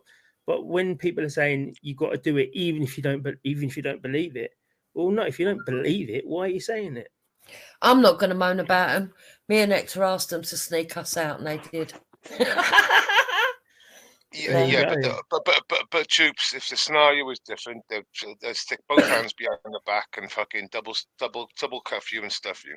I agree with you. I'm just having a bit of a giggle there. I know. I only spoke to one copper, and that was to see whether they had any public order acts in like a 60 AA to find out if they had face coverings were banned, because I thought that could have been a bit of a trap as well, Danny. So they knew that we weren't welcoming anyone with face coverings because that was advertised by most people. Question for the poll for the for the chat for the Banksy chat. Would you do it? Would you? A number of problems, but then I thought, well, you should have one in place, because what give you're me get give me a 69 for a yes the other side, and a hell no for the nose. Turning up and basically would you hit it? Could be given a free rein, because they're basically mainly covered up. And that's what happened. To put a 60 AA in place is not hard at all. It's not hard at all. They've done it multiple times in the last 18 months. 60 AAs, and come on, we all know you hit it. I know you degenerates in that chat, which is what you should be doing at this very big event of maybe people with different views, emotions high, and all that crap. You just say, okay, we'll put 60 AA in place. You do it. How about this one? This is another it is because Queen. They've not look at that Queen. To both parties, all right, cool. These people are gonna Don't lie to me, loafer. Don't lie to me, are saying that Enoch. there's no face mask. They're saying it themselves. They're You'd hit imposing it. that themselves. You'd hit it. Come what on. we're gonna do? Come on. You know you is hit to it. make it equal. Is Look at as that. I say, we'll The put baby 60 got back. double A in. But what they've You don't done need a is BBL they with that didn't one. do that. And You at do any not point need a in time, they could BBL have with that rallied up one. and Baby got gone back. round the side and gone for us. You know, it's not that far to go. Looks down like she hasn't taken a And shit the in like press, 10 and years. the press would have It's all basically just played it piled out backed up. as because if it's far right. It's all just backed up there. And that's what they did. They said they were So talking put about me the up. United Kingdom, and then they said about there was a scuffle with protesters. You liars. You'd So hit it that. made it You'd seem hit like that. it was us that Like, were doing it. You'd hit So it. But yeah, And they you'd love said it. arrest to the Tommy Robinson rally, and then in the Yeah. paragraph underneath, they said there was 2 from the anti-fascist side and 2 from the far right, racist fascist side. Makes you laugh. So even when you read it, even when you read the first paragraph, there was like a 2 on a 2. Yeah. You know, which is not like what the headline was saying. Tommy Robinson far right rally, more Nazis. Headline. They love them headlines. I thought it was good. And I think even what Tommy got today, he shouldn't be serving any time, but at least he got a good. He didn't get 2 years. He didn't get 4 years. I mean, he got 9 months, and he'll probably get out a little What was bit. he sentenced to? 18. Yeah, sentenced to 18. So he's got 9 to serve, but he'll probably get some of that knocked off as well, won't he? But he still got the other case, and this is the problem. You know, before they had to get him into the country, they had to get him into court and try to get the judges to play ball. He's in prison now. My concern is with the other case, the Terrorism Act case, is they're going to put on, even if it's another 6 months, you know, that's an extra 3 months on top of it. And then what Would you play this game? Will they try to say, well, actually, I wanna be in this game show. Your accounts wasn't right. I want to what they play went to this a Trump, game. You know, this wasn't right back then. We're going to now charge you for that. And they could keep them in on separate charges. Just keep doing little small charges. Do you not 3 think they months, run it 3 months. concurrently so that it, like, you know? Yeah, doesn't they have to can. be. Look at that. Doesn't Look have at to be, that. though. This man is putting in I some hope effort. they do, though, Danny. I think that they realise they can't push it too far. I do think that they realise that. I think they're keeping him in there to break him. He's a Danny, civil prisoner and he's on solitary confinement. Yeah. Danny, it's a bit of an awkward one again, but this is more directly to do with Tommy than it is to do with, like, you know, people around Tommy. What is he doing leaving the country with his main phone? Because he knows what happened to Golding. I'm not going all conspiratorial. I know what Tommy's like. He's a bit of a loose cannon. Like unmanageable, as people have said in the past. But why did he take his own major phone out of the country through a border? As we know from recent experiences, Section 7 and Golding, he's got, you know. And I just thought, post it or have not a burner phone, but semi-burner phone or something. You know what I mean? Yeah, I'm not sure, to be fair. I think maybe I don't think he's expecting to be. I don't think he's expecting to be pulled up for. Okay, guys, here's another one. Here's another one. First of all, I want to take a poll. Those of you who are active in the chat, tell me, would you do it? He had 0, out of 10, what would you give her? Nothing really out of 10, what would you give this girl? He didn't have to be in the country, so he wasn't due to be in there. So I don't think, you know, he comes and goes a lot. You know, people don't know how. I'll guarantee you one thing now, though. I'll guarantee one thing now, right? Golding does not leave the country with his main phone anymore. Yeah, I want a DNA test first. I'll bet you money on that. X or X. Never do it as well. Do you know what I mean? Come on. Do it again. We're not doing no DNA test, Enoch. We're just no. It's a girl. It's 100% a girl. I don't know. But out of 10, what do you give her? I just mostly believe Tommy just rolled the dice, Come on. and so I'll be fine. She's a good 6, right? No, it happened to fucking She's a good Golding. 6. So I know he mostly left the country back and forth. Maybe even a solid 7, really. Exactly. No, come on. I can promise you, it's 100% a girl, a female, human female, an adult human female. I can 100% assure you of that. What do you think? But again, still good? No one should really have the right. I think you fuckers, you liars, you do it. People saying, You do he's it. not a journalist, he's not this, that, and the other. He's done some of the biggest documentaries. Okay, the earrings come off. Done, on things that the government won't like. So I can see whether they don't have the right to look at his phone anyway, example or not? because they know that they could be terrorist charge. Earrings come off. That's why they wearing a use lot the of earrings terrorist, though. Too much. I think. Exactly.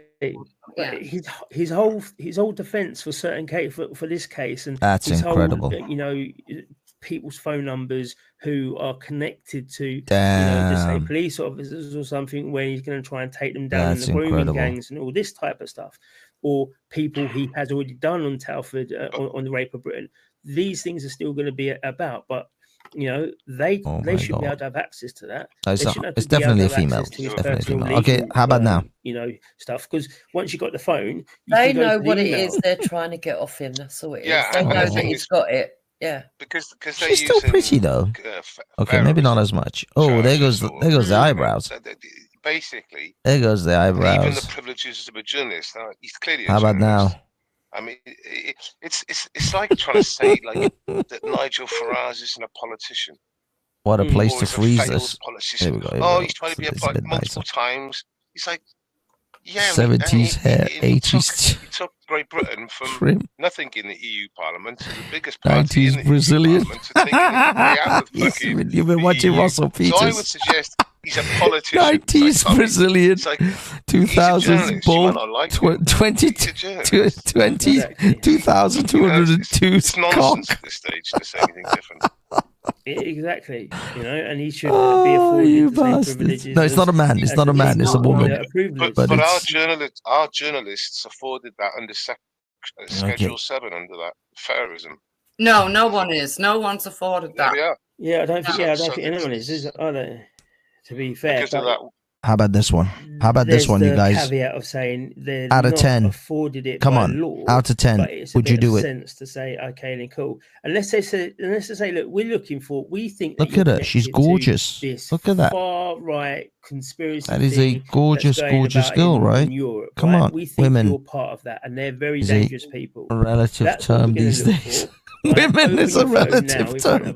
And look for that, right? Then that's a different situation than saying, give me your phone. And I still want proof. Whole data. No, 100%. Hand on heart, 100% is a woman. You have to answer every question. You can't say no comment. And you have to do as you're told. Yeah, I know, but this is what I'm saying. If they had said to him, okay, this is what we're looking for, I want you to go to this specific place and see if there's any information. God damn, would you still do it? Like, we think you're part. Would you still do it? Yeah, but X, Y, and Z. I understand what you're saying because that's reasonable, but the reality is that the power gives you power. Damn you to hell! And then take the whole fucking context. Exactly. Okay, let's see what else. And where will that content go? It's going to have. It's going to have sat nav addresses of his family, and that all that go to the people of hope, not hate, and all this. You know what I mean? It's very nefarious. And it definitely will. I agree. I mean, he should speak to James O'Keefe. When Tommy comes out, he needs to speak to James O'Keefe because James O'Keefe went through the same problems when his house got raided by the FBI over Creepy Joe's daughter's diary. Remember? This is epic. This one's epic. Actually, you guys just want to watch this. This is Game of Thrones characters as minions. Of this diary. It's just an epic and to hand it in video. I think he handed it in to the FBI, and then they raided his house the next night with CNN already waiting there. Yeah, the BBC with Cliff Richard. Already went. He now is he's been through an awful lot similar sort of things where they took all his stuff from his house that had all his contacts and you better make the most of speaking to Danny because he's the next target. I'm the next target here. Nick's already put out his posts on Danny Roscoe. Fucking idiot, man. Honestly, it absolutely makes me laugh. It amazes me as well, and I don't know what it is because I'm by far one of the least people with the most outreach. Do you know what I mean? So it's you don't benefit anything from it. You know, yeah, but they don't care. I got arrested and dragged in benefit under from the it. excuse. Listen, this is how pathetic they will be, and even when they know the truth. Zubida went to a police station and claimed I ran the far right. Now, come on, that's laughable. And they actually arrested me for that. Yeah, she did. Yeah. Was Hector your psychic? Was Hector your psychic? I mean, come on, Yeah, Jupiter. We all know you run the underground hard right. They knocked on my door first thing in the morning, right? So there am I in this fucking long neck silky Well, the night first dress. thing they did was knock on your door, so that would have been the signal to me. Not to Yeah, bang, bang, bang, bang, bang, bang, bang, kicking. I don't care for knocking. Right? So I was like, what the fucking hell's that? I thought it was someone breaking in. I jumped up, look out the window, see all these police. I said, I'm coming down. So I go down, I open the door.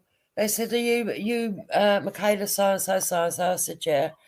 Hector's still up in bed at this point. So I'm thinking, fucking hell, I hope he wakes up. Because he slept through the kick in the door and everything. Not unusual. So I said, what's this about? They said, hold on. Can you confirm your name, this, that, and the other? They said, we're arresting you for racial hatred and for being involved with far right and running far right. Did you invite him to the house? Do you invite him to the house for your family photos and stuff? Yeah, I was like, what? Then all of a sudden, Hector comes down in his dressing gown, doesn't he? You should have seen their faces drop. Yeah, but they still insisted on cuffing me and walking me to the car with cuffs. Yeah. Yeah, but that's all like me. That was like me when I got arrested in London, right? So I got arrested at the Palestinian demonstration outside the Red Lion. I was down the side of the Red Lion for 2 hours because they couldn't get sales and they couldn't get a van in there because of the PA system and all the Palestinian people were there, right? So it's all cool. So I'm standing there for it must have been an hour and a half or whatever, talking to him, smoking, doing whatever. He's just waiting, not handcuffed. As soon as they wanted to walk me from there to the van, which is 20 meters or whatever, they wanted me handcuffed behind my back, and that's where Nick Lowe's got the picture of me handcuffed behind my back. All that time before, I wasn't even handcuffed. That Nick Lowe, I don't know what he is, but I'll tell you what, he's a fucking bastard. I know that much. I know he is. Look, these guys are set up. They are the, if you like, the attack dogs for the BBC and the government. That's what they are. They can do the things that the government can't do. Yeah, and that's why they're set up. He's exactly a lot of power. I'm telling you, this man.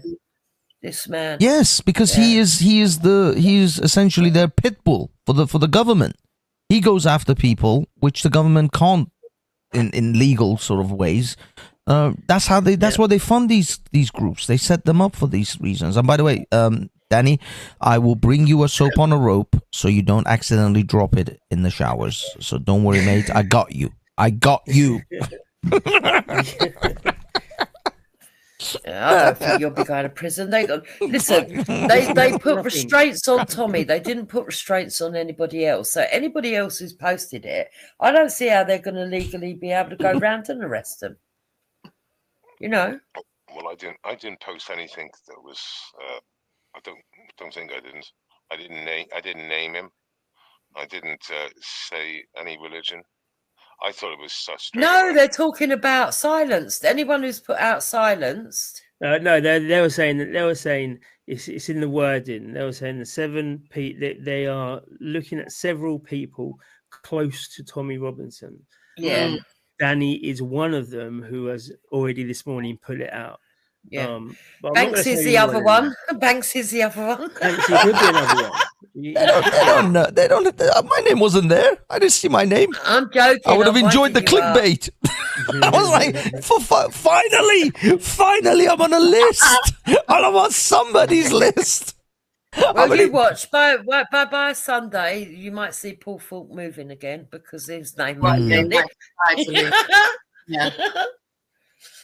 I'm off. I've got to leave. I suggest you all leave the country. Yeah, but no, donate to help me move. Yeah. Somebody said that. Somebody said that to me, and I'm not. What is that true then? Yeah, he asked people to donate to help him move, and he suggests everyone else leave straight after the riots. Yeah, and then come back and said he changed his mind. It was a bit premature. At one stage, there was only me and Wendy talking on subjects, and we had all the trolls following me and Wendy around, telling us they were going to get us done. Yeah. But yeah, I mean, the thing with Nazi grannies. You were the Nazi grannies, you two. Yes. It's mental. And I had old lady D telling me to my face, I should be in jail. I was the one instigating all these. Yeah, that's it. And you need to be in jail. And I said, oh, you're trying to get me in jail? And she's like, yeah, 100%. Yeah, I'm going to try and get you in jail. I'm just like, at least you're saying it to my face. At least you're saying it to my face, like, but fucking hell, that's a bit hardcore, isn't it? Yeah, it's probably how we reported you, Danny. Yeah, it was them, and I will at some point, probably, after Nick tries to destroy me, I can prove it. I can prove the correlations between. I didn't go on it for a long time. Yes, because Oh, it's what they tell you shouldn't really do. We have not got nothing for you, but I would advise you not go on certain channels. No, I've only gone on 2 channels. I go on Dupe's channel and I go on someone else's. So what you want about? Do you know what I mean? I will say this. I think Jupiter and possibly Wendy, even though I haven't heard it directly for Wendy, but Jupiter is surprisingly more popular in amongst certain groups than I ever thought. I mean, like, Jupiter, your channel doesn't actually reflect how popular you actually are, because Lucy Brown knew you like off the bat. but what I mean is, like, I know more people than people think. Yeah, it's amazing the amount of the kind of people that actually know Jupes. And I was like, how the hell do you know her? Because I know her. I'm like, shit. In the back, Danny, can you have a look in the back, love? I've just written something in the back. I don't know if you already know, but yeah, it's yeah. Yeah, probably. Yeah. That's a definite. Yes, a definite. Yeah. Oh yeah, they were all over there today, all well happy that Tommy's been put away. Going over the Jamal case again, it was so pathetic. What streams? Because I tried to get, because I knew they were going to be all on fire. So Very vision.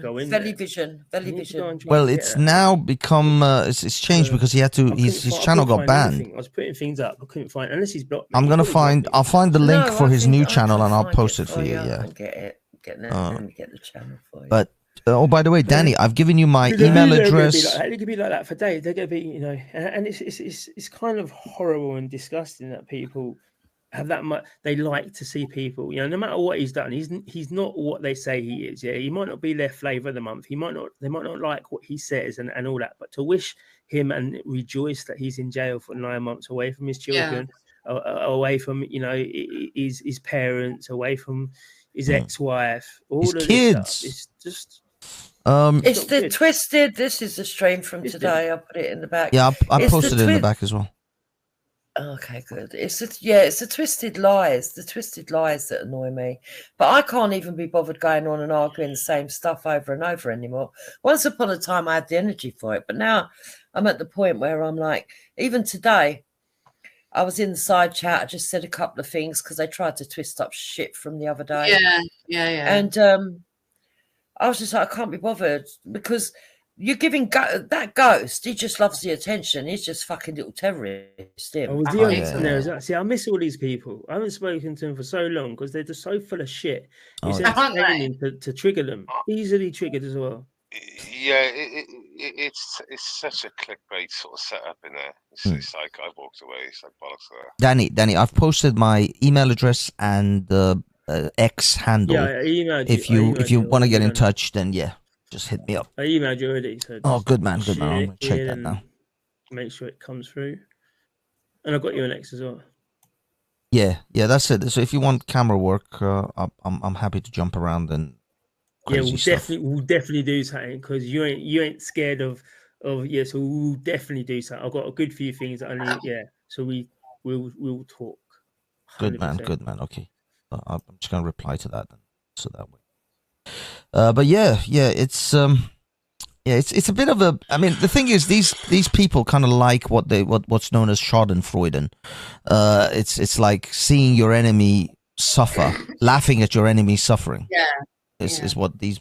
It's a little bit of a sick thing, but internet people are sick generally. I mean, Ghost is a piece of shit. I don't even give Ghost a time of day, to be perfectly honest with you. I see him as an absolute. Unless I can use him to kind of boost my views or in any way he's useful to me, then I might mess with him. But otherwise, he's a piece of shit. He's a straight up piece of shit.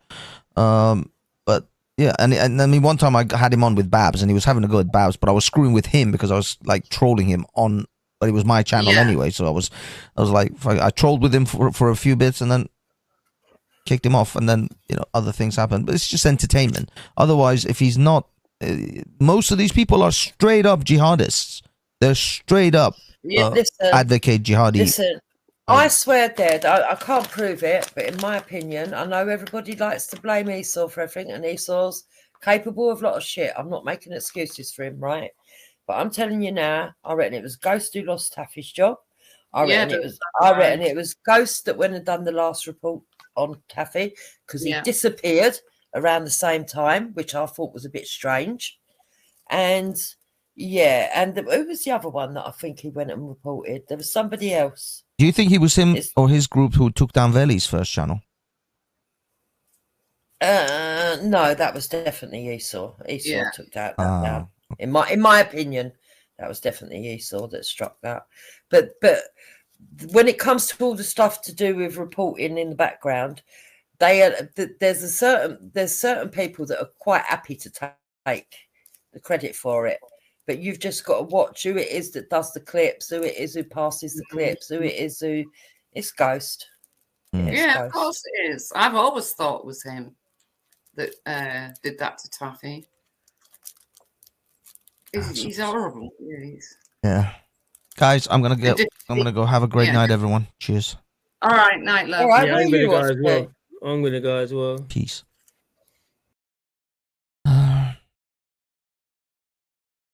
Okay, boys and girls. Oh Christ, what is this? Just so gone blank now. So let's wrap this bad boy up, huh?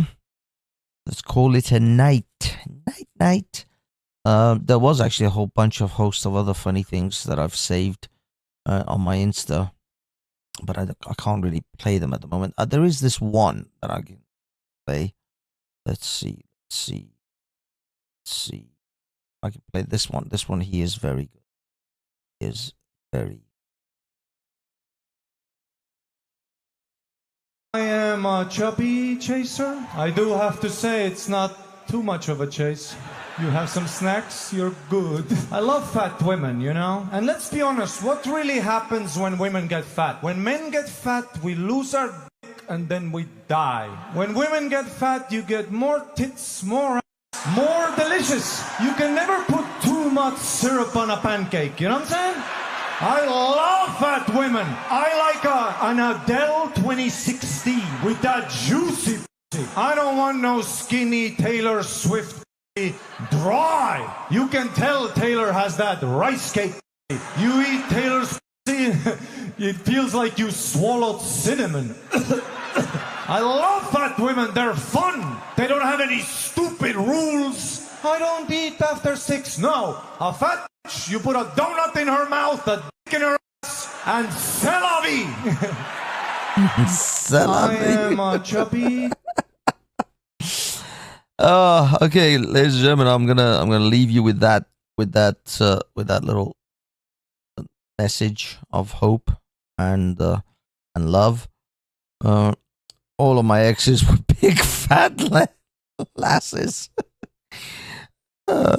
I never ever got over any of them. I always had to go. I always had to go around them. Oh, that's very well put. Thank you. That was a good joke, Loafer, Mr. Sheffield. Yeah. So all of my exes were big fat lasses. I never got over any of them. I always had to go around. Nicely done. Okay, guys and girls. I think this is it. This is it. Our evening of entertainments is done. We are done. I'm going to play us out with some soothing music and then call this bad boy a night because I've got to go to work tomorrow. Tomorrow. I love you. Tomorrow. You're only a day. Oh, in fact, you're there. We're there already. It's not even tomorrow. It's later on today. That's how much we're there. So let's find a nice calming track, huh? Shall we play a nice calming, soothing piece of music? Let's see. Let's play this. I think this is a nice calming. Or actually this one. There you go. I do like this track. And believe it or not, I created this in AI. This is a legit original track that I created in AI to sort of have as an intro music, but it's also a really great piece of tune. I just love this track. I don't know why. I think it's awesome. So I'll leave you with this. It's Heaven Sent is the name that the AI generated for this.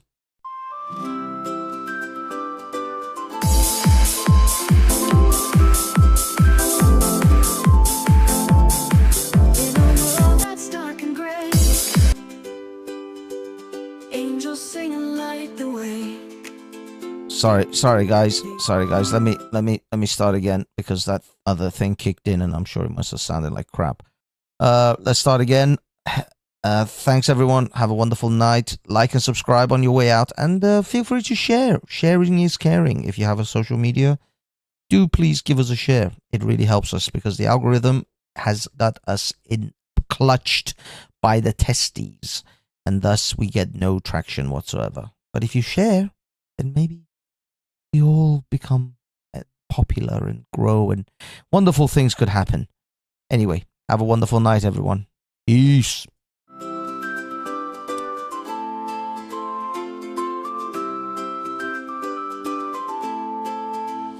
In a world that's dark and gray, angels sing and light the way. They whisper secrets in the night, guiding hearts to pure delight. God's love shines like the morning sun, washing over everyone. In the skies where stars collide, heaven's gates are open wide. Fly with me to places high, where dreams touch the endless sky. Feel the grace that hugs the earth, every soul finds its true worth.